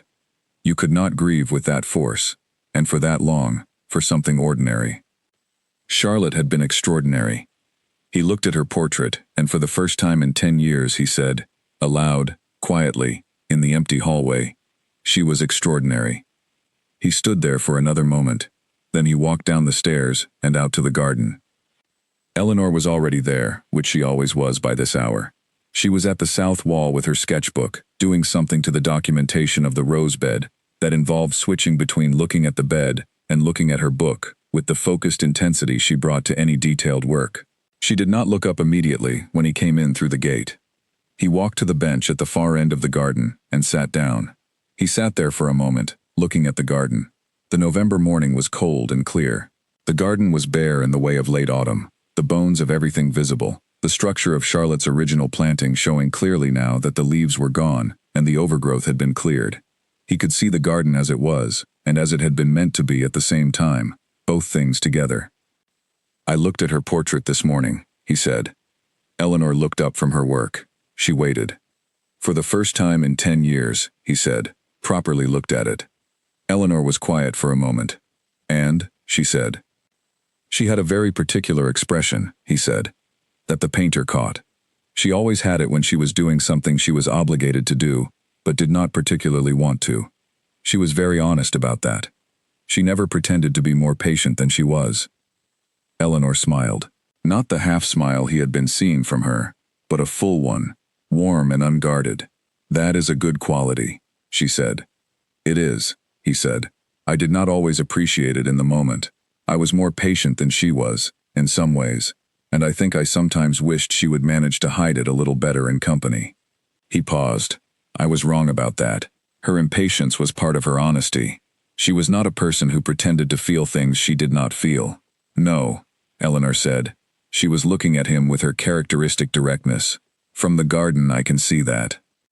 She designed this garden, he said, for someone who would live in it, not just look at it from a distance. Eleanor said nothing, but she held his gaze. I have been looking at it from a distance, he said, for 10 years. She put her sketchbook down on the wall beside her. She looked at him sitting on the bench where Charlotte had sat, in the garden that Charlotte had built, in the November morning light. You are in it now, she said. You have been coming in for 3 weeks. I know, he said. Something shifted. He paused. He looked at the rose bed she had been sketching. Someone showed me what it looked like from the inside. Eleanor looked at the garden. She looked back at him. The drawing, she said. Yes. She was quiet for a moment. I did not intend for you to see it, she said. Not because I wanted to hide it. I never hide things I have drawn. But I was not sure it was my place to show you what you looked like from where I was standing. It was your place, he said. It was accurate. She looked at him carefully. This was, he had learned, how Eleanor processed important things. She gave them her full attention, completely, without hurrying. You look like someone who wanted very much to come in, she said.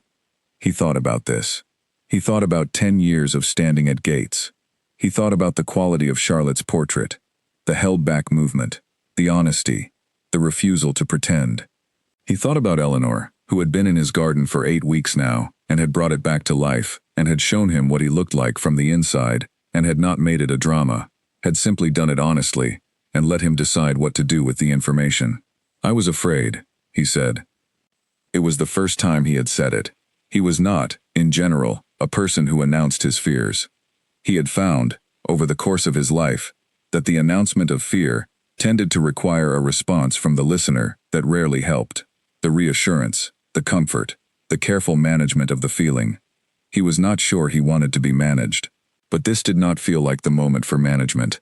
It felt like the moment for honesty, the specific honesty that Charlotte had always modeled and that he had admired, and occasionally wished she would rein in. and now, 10 years after losing her, understood to be one of the most valuable things a person can offer another person. Of what? Eleanor said. He thought about it. He wanted to give her a true answer. Of it mattering again, he said. If nothing matters, you cannot lose anything. I had become very efficient at making sure nothing mattered. Eleanor looked at him for a long time. Then she said, but things were already starting to matter before today. He looked at her. She was right. She was entirely right, and they both knew it, and the knowing of it sat between them clearly for a moment. Not a comfortable moment exactly, but a true one, which was more important. Yes, he said. She picked up her sketchbook. She turned to a fresh page. She looked at the rosebed, and then at the page, and then back at the rosebed. I am going to continue working, she said, because the light is doing something very specific to the east-facing canes right now, and I do not want to miss it. Of course, he said. She began to sketch. He sat on the bench. After a while he got up and walked to the south wall, and stood near where she was working. Not intruding, not speaking, just standing in the garden, with his hands in his coat pockets and his face in the November sun. She worked beside him. They stayed like that for the better part of an hour. It was a companionable silence, a silence that had nothing missing from it. At some point, Eleanor said, without looking up from her page, she would be glad, you know, that someone has come back to it. I know, he said. He said it without the careful distance he usually applied to these thoughts. He said it simply, as a fact that he had recently recovered. She was never good at holding on to things for herself. She always wanted to give things away. The garden is a gift, Eleanor said. She gave it to whoever would live here after her. She paused. I think she meant it for you. He looked at the south wall, at the roses coming back, at the pale November light on the old stone. He thought about Charlotte walking among the roses every morning, with her hands smelling of everything she had touched, describing it all to him in enthusiastic detail. He thought about how he had listened to those descriptions, and sometimes paid full attention, and sometimes was still half asleep with a cup of tea, and only half listening, and how he had not known, then, that there was a number on those mornings, that they were countable, that they would end. He had not known. Nobody knows, until afterward, how many mornings there are. Yes, he said. He looked at the garden. I think so too.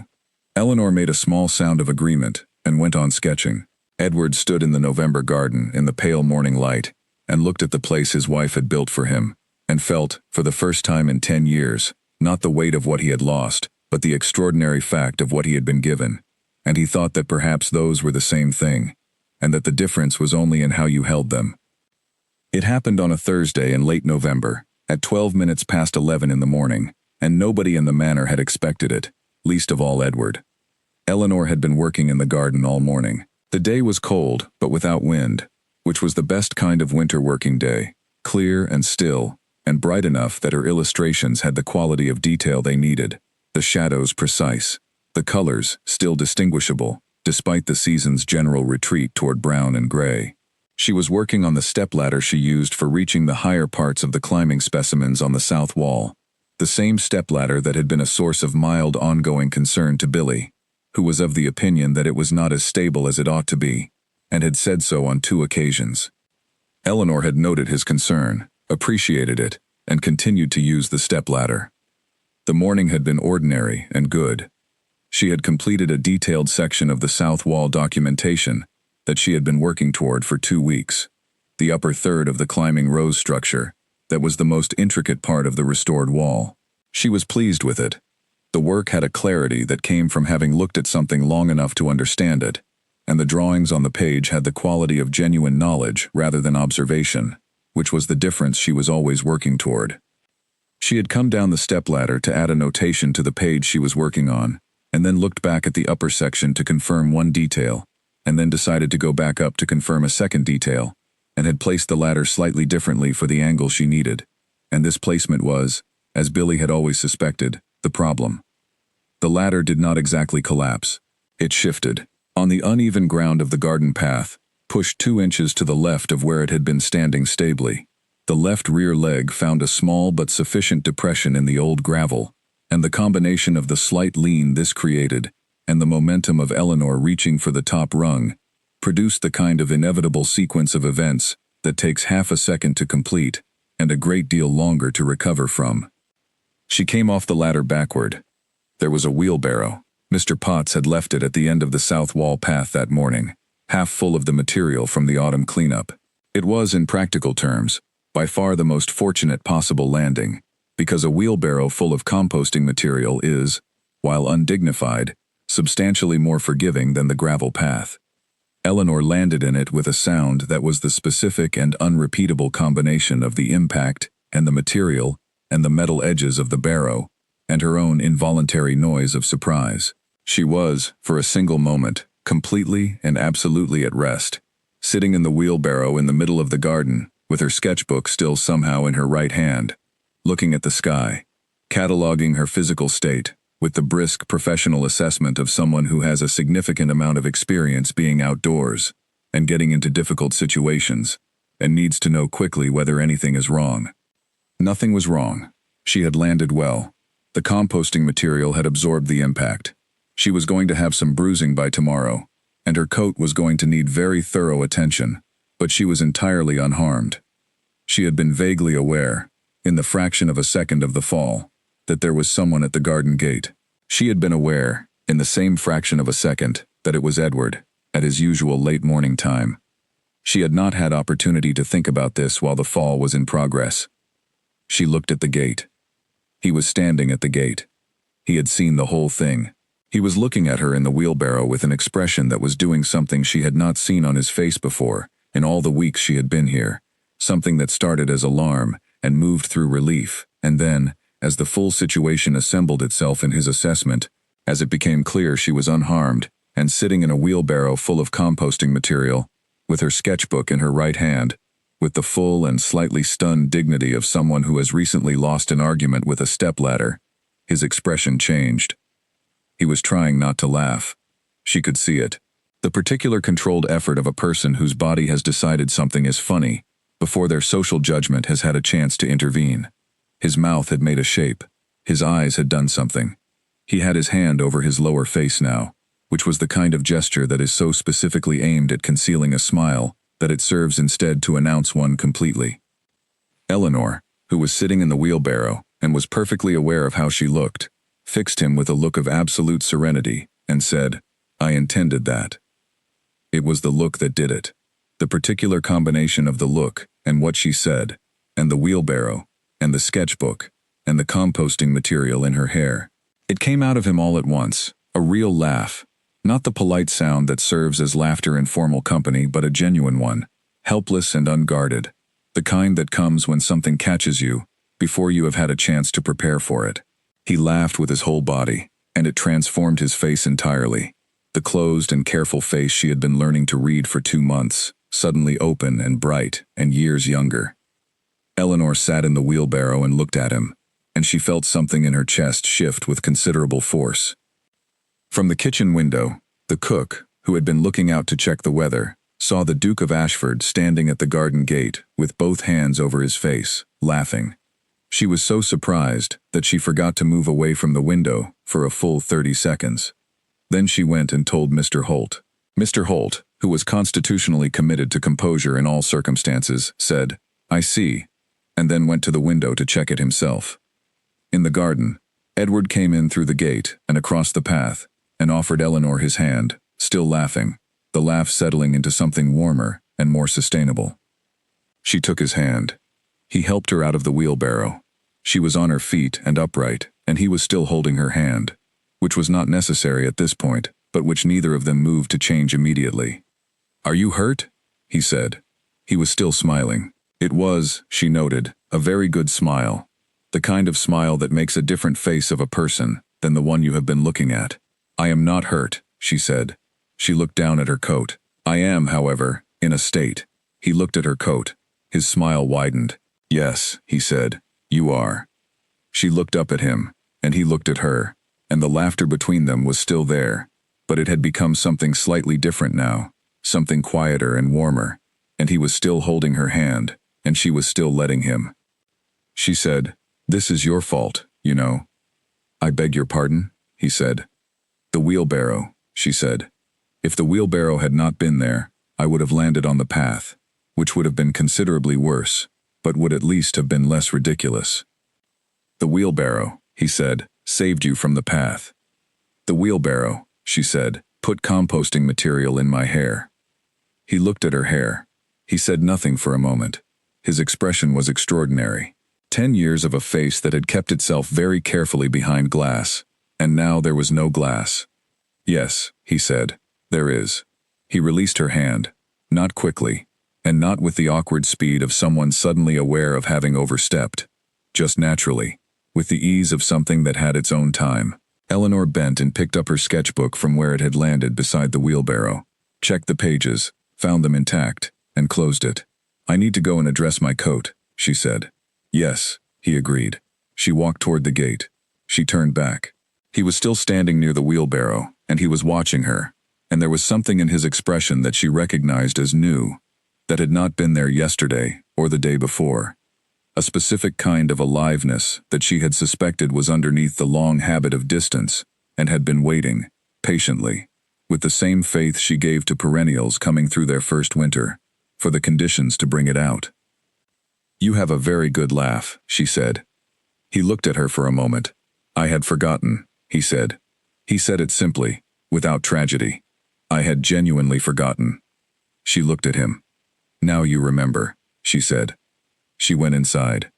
He stood in the garden for a while afterward, not doing anything in particular, just standing in the November cold, with the sound of his own laugh still faintly in his memory, and his face feeling different from its usual arrangement, lighter in a way he could not have described precisely, but would not have traded.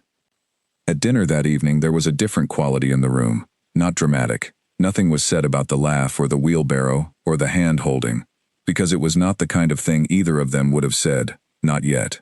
But the room was lighter. The conversation moved more easily.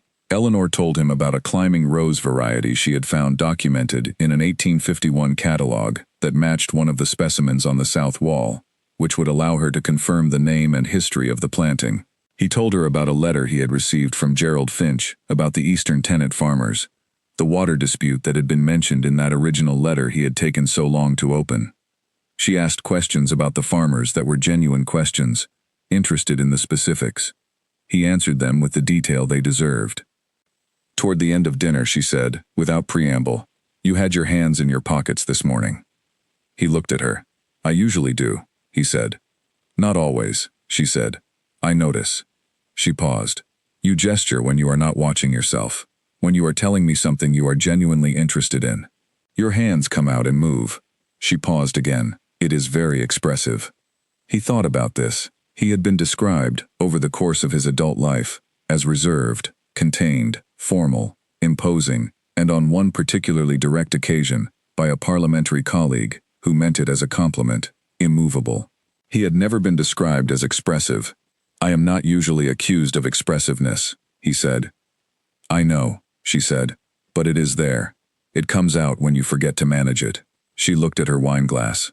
Most people do that. They manage themselves, and then forget to, and what comes out when they forget is usually the true version. "What comes out of you when you forget?" he said. It was not a challenging question. It was an honest one, the same kind she had just asked. She considered this genuinely. "I stare," she said. "When something is interesting to me, I stare at it in a way that people sometimes find disconcerting. I have been told it makes them feel that I am studying them." "You are studying them," he said. "Yes," she said. "But I am told one is not meant to make it so obvious." He looked at her. He thought about all the times she had looked at him with that full, direct, completely attentive gaze. About how it had felt, those first weeks, unsettling and slightly too much. About how it felt now. "I do not find it disconcerting," he said. She looked at him with exactly the expression he had been describing. "No," she said, "I know." And then she looked away, back at her wine, and a small smile moved across her face and settled there quietly. He looked at his plate. He thought about what it had felt like to laugh today. He thought about how far away from here that laugh would have seemed a year ago. He thought about Charlotte's portrait at the top of the stairs, and the garden outside, and the pear tree that had spent 10 years growing into its own shape. He thought about all of it, and it did not feel like a weight. It felt like a life, his life, still in progress, he said. "What is the name of the rose?" "The one from the 1851 catalogue." She told him. She told him the history of the variety, and where it had been cultivated, and the particular characteristics that made it identifiable. She knew a great deal about it, and she told him all of it, with the unhurried pleasure of someone sharing something they love, and he listened to all of it with the full attention of someone who had discovered, recently, that there were still things worth listening to. The evening went on and the fire went on, and outside the November night was cold and clear, and inside Ashford Manor, a man sat at a dinner table and felt, very quietly, in no rush and without ceremony, the long habit of emptiness begin to loosen its hold. The first letter arrived on a Monday. It was not addressed to Edward. It was addressed to Miss Eleanor Voss, care of Ashford Manor, and it was from a Mrs. Henrietta Dalton Weir, who was, Edward understood from the context that accumulated over the following days, the wife of a baronet in the next county, and also the most comprehensive distributor of social information in a radius of approximately 40 miles. Edward did not read the letter. He was not in the habit of reading other people's correspondence, and Eleanor's mail was none of his concern. He was aware of it because Mr. Holt, who had the institutional knowledge of a man who had been in service at Ashford for 22 years and understood the social landscape of the county in considerable detail, mentioned it to him. Not intrusively, in the way that Mr. Holt mentioned things that might require Edward's awareness, with the professional delicacy of a man who was providing information and not asking for anything in return. "Mrs. Dalton Weir has written to Miss Voss," he said, while Edward was reviewing the morning correspondence. Edward looked up.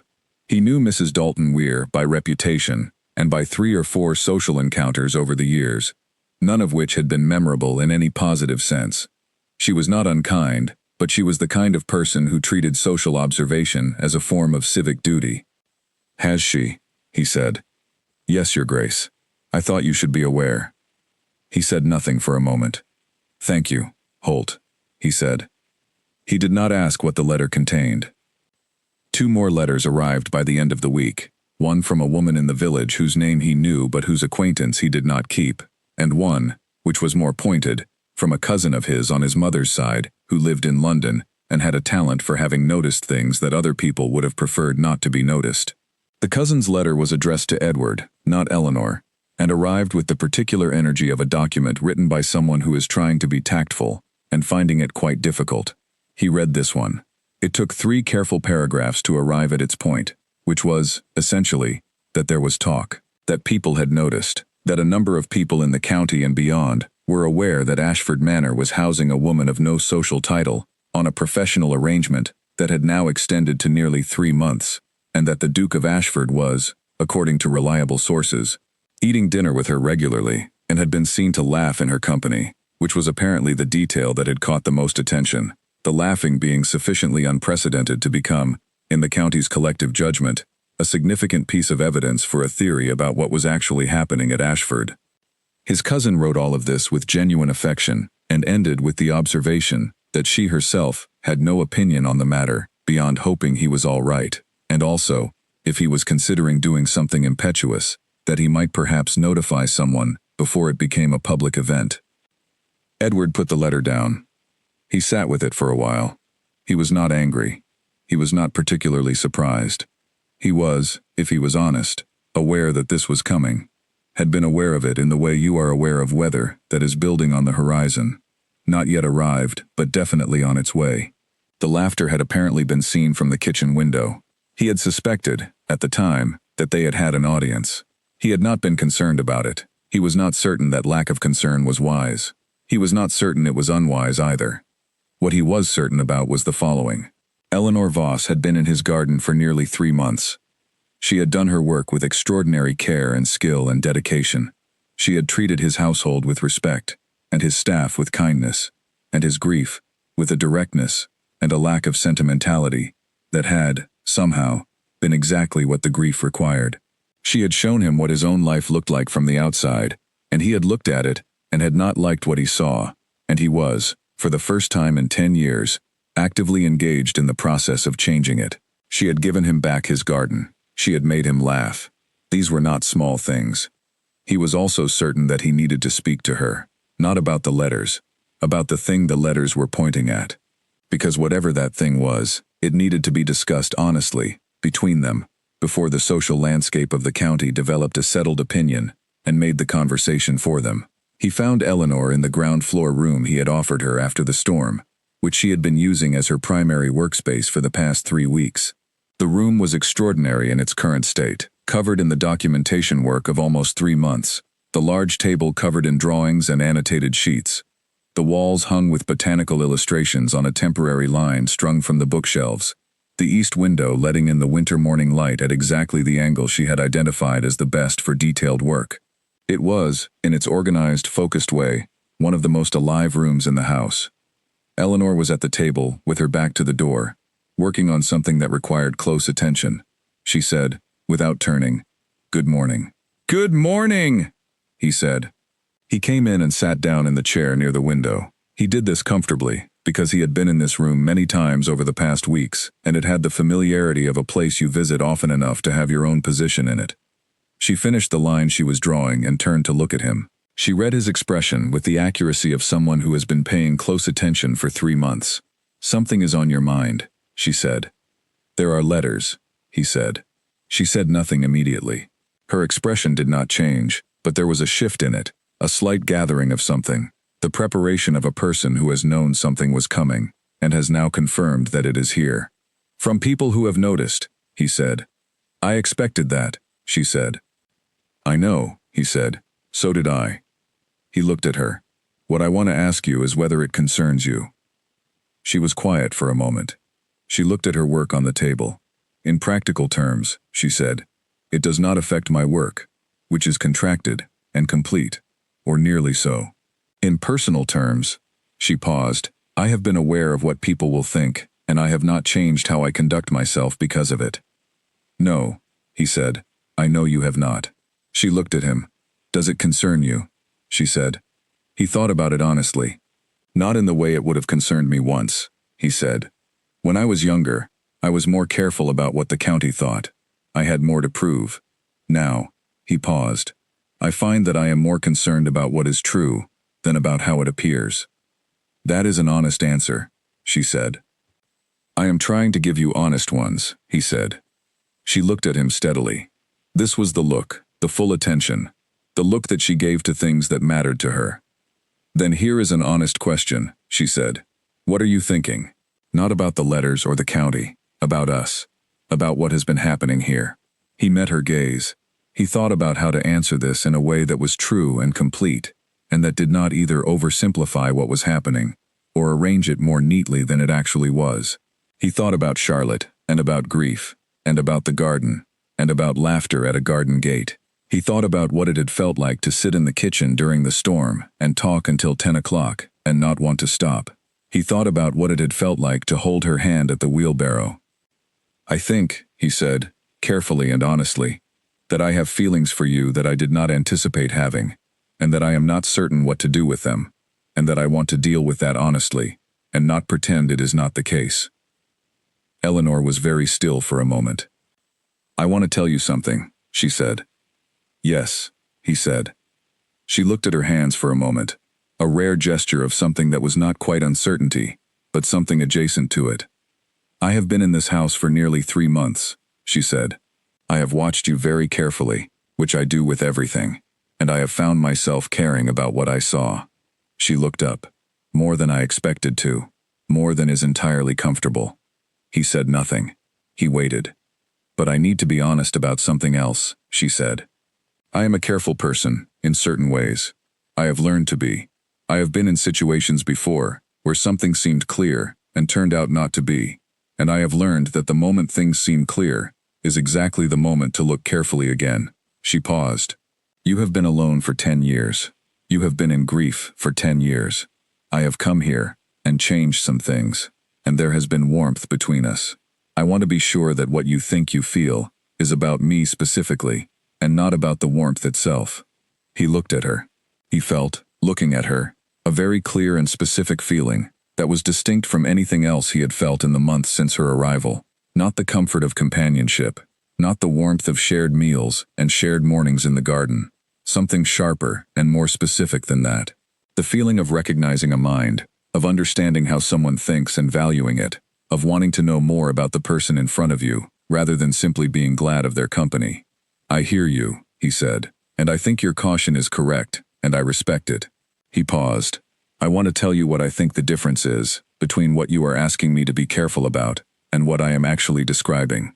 The warmth I have found in this house over the past 3 months is real, and I am grateful for it. But that warmth comes from you specifically. From the way you work, from the way you think, from the way you look at things, from the way you have been honest with me, when being honest required courage." He looked at her steadily. "If someone else had come and done this work, the garden would be better, and I would still be the same. That is not what has happened." Eleanor looked at him. She held his gaze for a long moment. Then she said, "All right." It was simple. It was 2 words, but the weight of it was unmistakable, the particular quality of something decided. He said, "We do not need to resolve anything today." "No," she said, "but I wanted us to be honest with each other.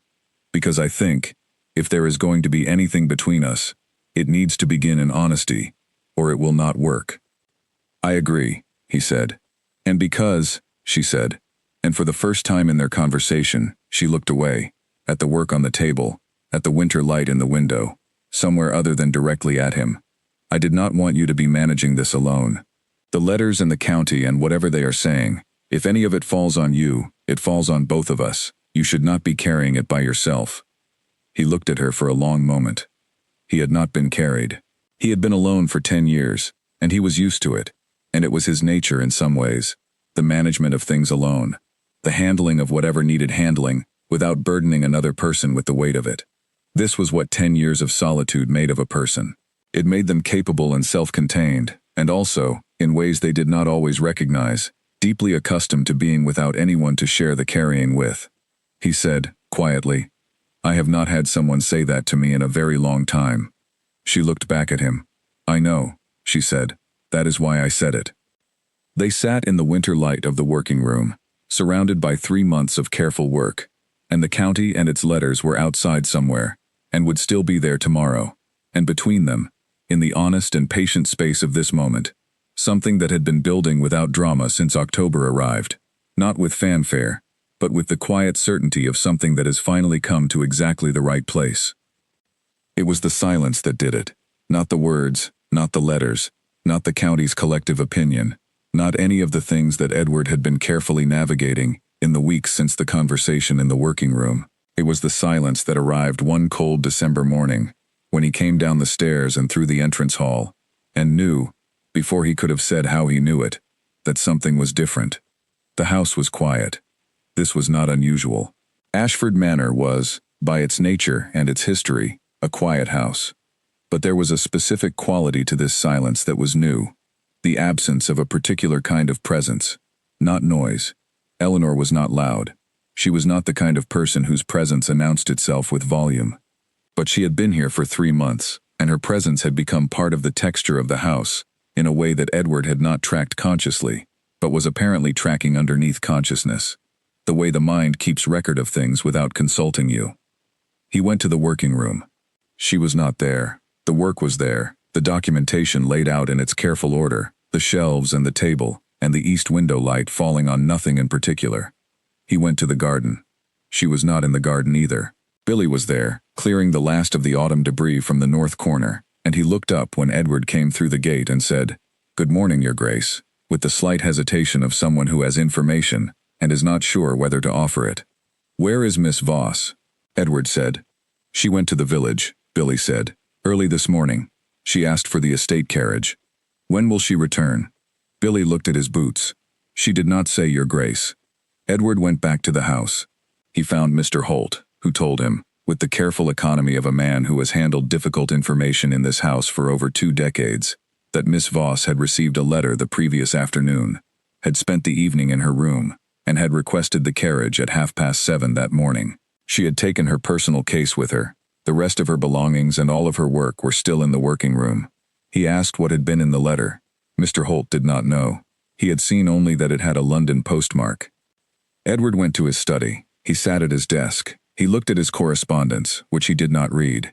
He looked at the window, through which he could see the walled garden gate, which was shut, because Eleanor was not there to open it. He thought about what a London letter might have contained. He thought about a great many things, with the focused, controlled urgency of a man who is trying very hard to be rational and is finding rationality inadequate to the demands of the moment. At 11:30, the carriage came back up the drive. He heard it from the study and did not go immediately to the door, because there was no rational reason to go immediately to the door. He finished reading the paragraph he had been not reading for 20 minutes. He put down the report. He got up, with the measured pace of someone who is going to investigate a development in the normal way, and went into the entrance hall. Eleanor was in the entrance hall. She was wearing her coat and her hat, and she was standing very still, which was not her usual quality of movement, and she was looking at the floor with an expression he had not seen on her before. She looked up when she heard him. She said, "I am sorry I left without telling you." "I noticed you had gone," he said. He kept his voice even. "I needed to think," she said. He waited.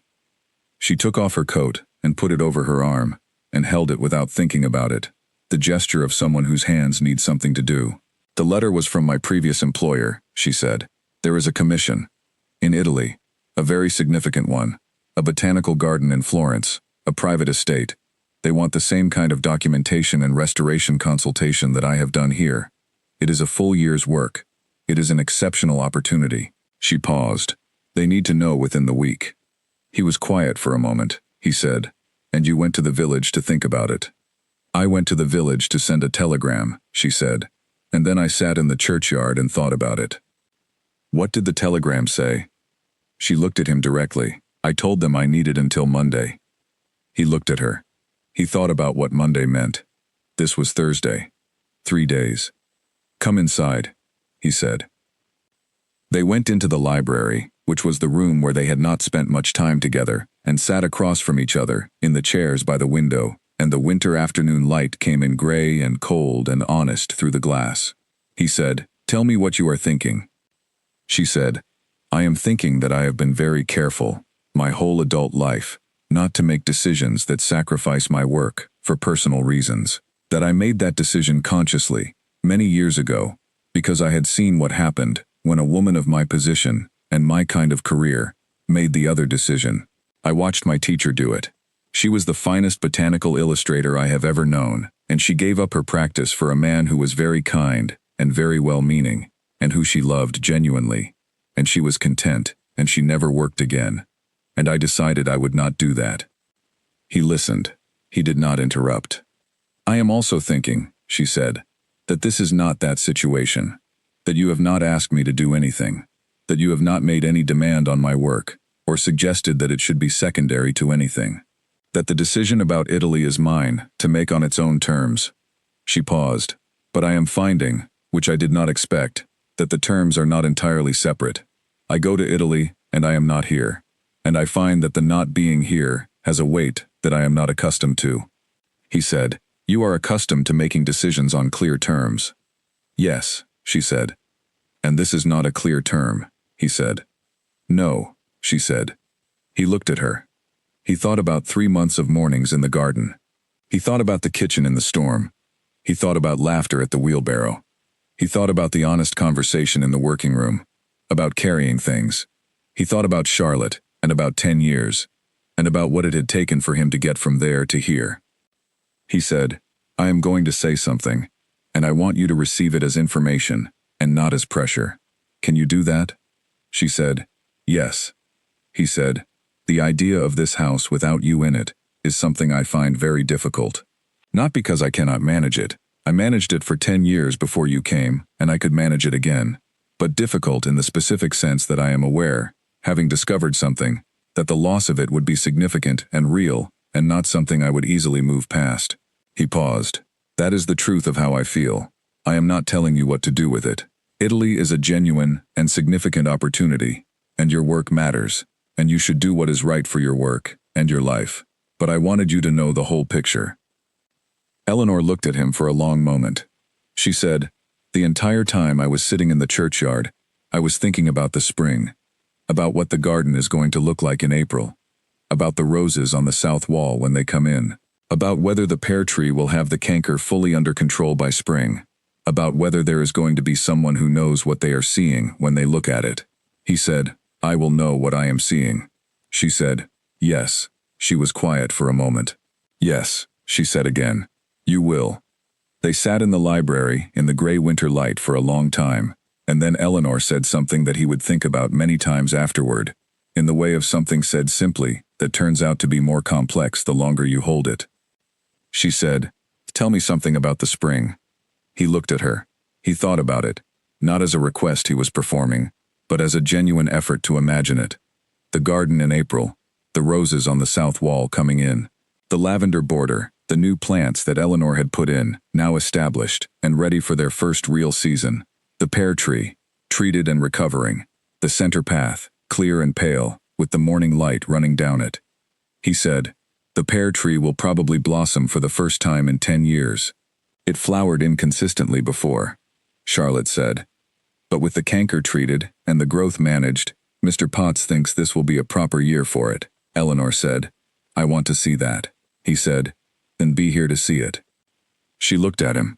Something shifted in her expression, not dramatically, not with the force of a great decision being made, but with the quieter quality of someone settling into a choice that they have been moving toward for a long time, without quite arriving at it.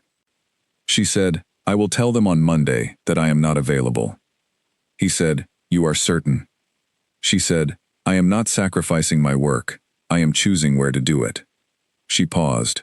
"The documentation here is not finished. The restoration consultation is a year's work. This is where my work is." He looked at her. He felt, looking at her, something very large and very quiet. He thought about what he had said to her about not wanting to be managed, about the specific feeling of sharing the carrying. He thought about what it meant to not be managed, to have someone who looked at you directly and told you the truth, and made their own decisions, and brought all of themselves into the room.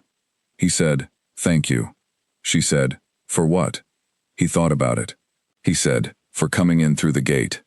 She understood what he meant, and she held his gaze for a moment, and then she looked out the window at the winter garden, and the bare bones of everything that was coming back, and she said, "Someone had to." The rest of December was cold and clear and very bright, the kind of weather that makes the bare winter garden look like something composed rather than something waiting. The work continued. Eleanor worked and Edward worked, and in the evenings they sat and talked, and the house, which had been quiet for a very long time, began to have a different quality of silence, the kind that is not empty but resting. 3 weeks before Christmas, Lady Dorothea sent a letter. It was short. It said she would be arriving on the 22nd for the holidays, and that she hoped the household would be preparing accordingly. She added, at the end of the letter, in a postscript that was clearly written as an afterthought, but was almost certainly the reason the letter had been sent, "I hear from various sources that things at Ashford are somewhat improved. I am very glad to hear it, and say so without any of the qualifications I would usually attach. Your father would have said the same." Edward read the postscript twice. He put the letter down and looked out the window at the garden. He thought about Charlotte.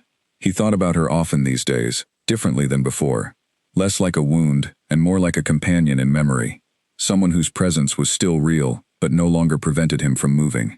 He thought about what she would have said about Eleanor, and he thought he knew, because Charlotte had always valued honesty and directness and people who brought their whole selves into a room, and he thought she would have approved, in the particular way of someone who has always wanted the people they love to be cared for. He did not say this to Eleanor. Some things are too large and too private for saying, but he carried it with him, a comfortable and sustaining thing, as December moved toward the new year, and the garden rested under the winter sky, and waited, as gardens always wait, for what would come next. The pear tree blossomed on the 14th of April. Not without warning. There had been signs for 2 weeks, the buds forming along the outer branches in the patient, incremental way of old trees that have learned not to rush, each day bringing a little more, the tight closed shapes on the gray bark first barely visible, and then unmistakable, and then one morning in mid-April the whole tree was white, perfectly, extravagantly white, the blossoms covering every branch in the specific and brief abundance of a tree that has been storing this for a very long time. Eleanor saw it first, because she was always there before him. She had been in the garden since 7:45, which was her usual time in April, now that the days had lengthened, and the light was coming early and good. and she had been at the south wall working on the final stages of the documentation, when she heard something that was almost nothing, just the soft and specific sound of a garden shifting, and she had turned and looked at the north corner, and the pear tree was in full blossom against the April morning sky. She stood and looked at it for a long time. Edward found her still looking at it when he came through the gate at 9:30. He stopped when he saw the tree. He stood at the gate for a moment, then he walked across the garden and stood beside Eleanor, and they both looked at the pear tree for a while without saying anything. It was, exactly as Mr. Potts had predicted, a proper year. The blossoms were everywhere. The old trunk, treated and healed, the bark repaired from the canker damage, stood solid and wide at the base of a tree that had spent 10 years growing into its own shape, and was now, in the full generosity of an April morning, giving all of itself away. Edward said, "She would have said something about this." Eleanor said, "Something very specific, I imagine." "She would have named every variety it was related to," he said, "traced its history. Come up with 3 different words for the exact color of those blossoms, and then argued that none of them were quite right." "Creamy," Eleanor said. "That one is accurate. It is not white." "No," he said, "not white."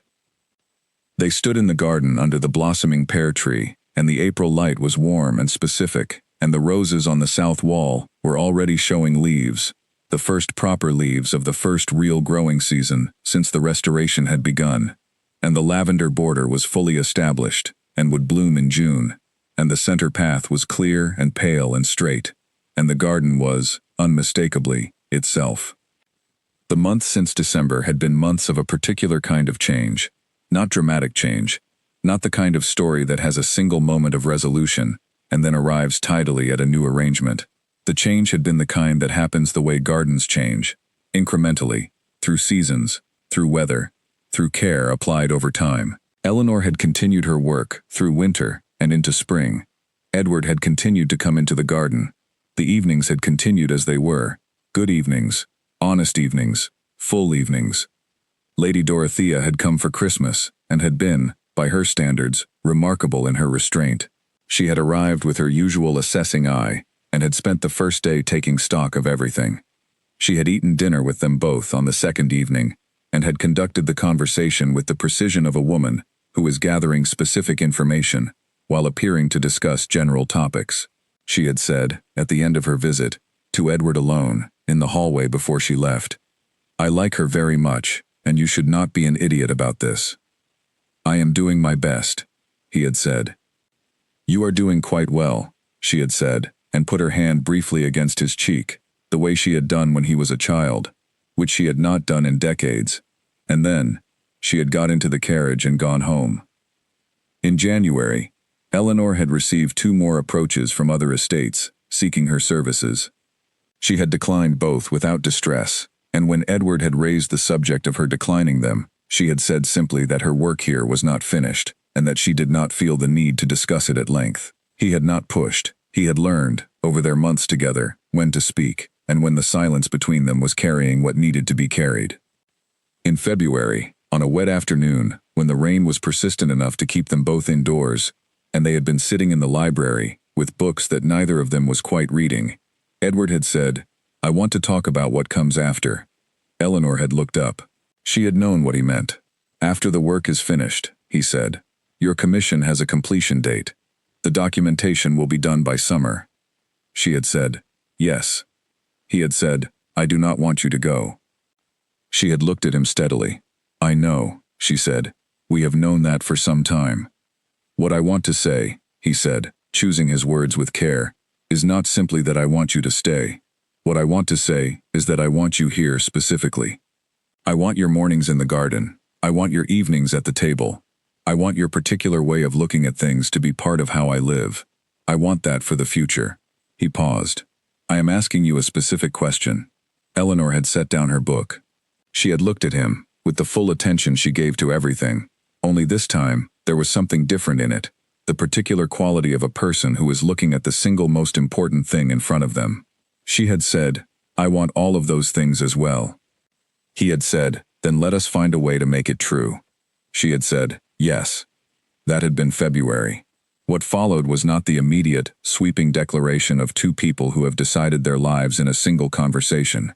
It was, again, more like a garden. Each week brought something forward. Edward had spoken with his solicitor, quietly and practically, about the relevant arrangements. Eleanor had written to a colleague in Edinburgh to put her affairs there in order. They had talked, many times, in the way of two people who are building something carefully, about what they wanted it to look like. Eleanor was clear, as she was clear about everything, about what she would and would not alter about herself. She would continue to work. She had no intention of stopping. The botanical documentation work would continue, and she would take other commissions as they arose and suited her. Edward had said he would not have it any other way, and he had meant it, because he had fallen in regard for a woman who was exactly as she was, and he understood clearly that the exactness of who she was had been the specific and necessary thing. And now it was April, and the pear tree was in blossom, and in 2 weeks they would be married, in the walled garden, where everything had begun, and where, as Eleanor had observed on her first afternoon at Ashford Manor, the bones of something extraordinary were still there, if you knew how to look.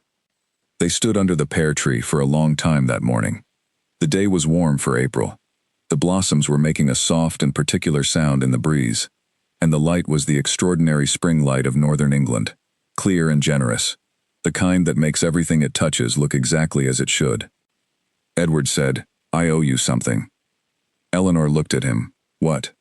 "You asked me, in October, to come and see the garden in the spring," he said, "when everything came back." She remembered. "I remember," she said. "You were right," he said, "about everything coming back." She looked at the garden, the south wall roses, the lavender border, the clear center path, the greenhouse repaired and in use, the structure of Charlotte's original design, fully visible now, and also, for the first time, something more than that, something that had been added to, tended forward, carried into the future by someone who understood it. "I was not certain," Eleanor said. "In October, I could see the bones, but bones are one thing." "You were certain," he said. She smiled. "I was hopeful," she said. "That is different." "Was it hope?" he said. He was looking at the tree. She thought about it honestly, in the way she always thought about things. "I have done this enough times," she said, "to know that a garden that has been well made does not disappear. It waits. It will come back, if someone tends it." She paused. "I think people are the same way." He looked at her. She was looking at the pear tree, at the blossoms catching the April light. She had her notebook in her hand, as she always had, but she was not writing in it. She was simply looking, with the full and honest attention she gave to everything that mattered to her.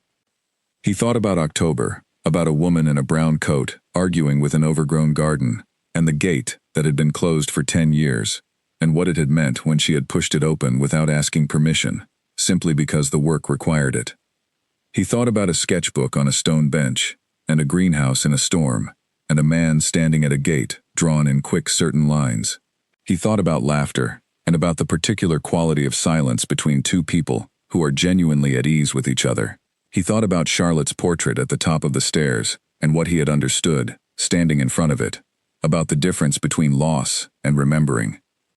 He thought about what it meant that a garden built by someone he loved had kept itself waiting for 10 years and had been brought back to life by someone who cared about it, and that these two facts, the first and the second, were not contradictions.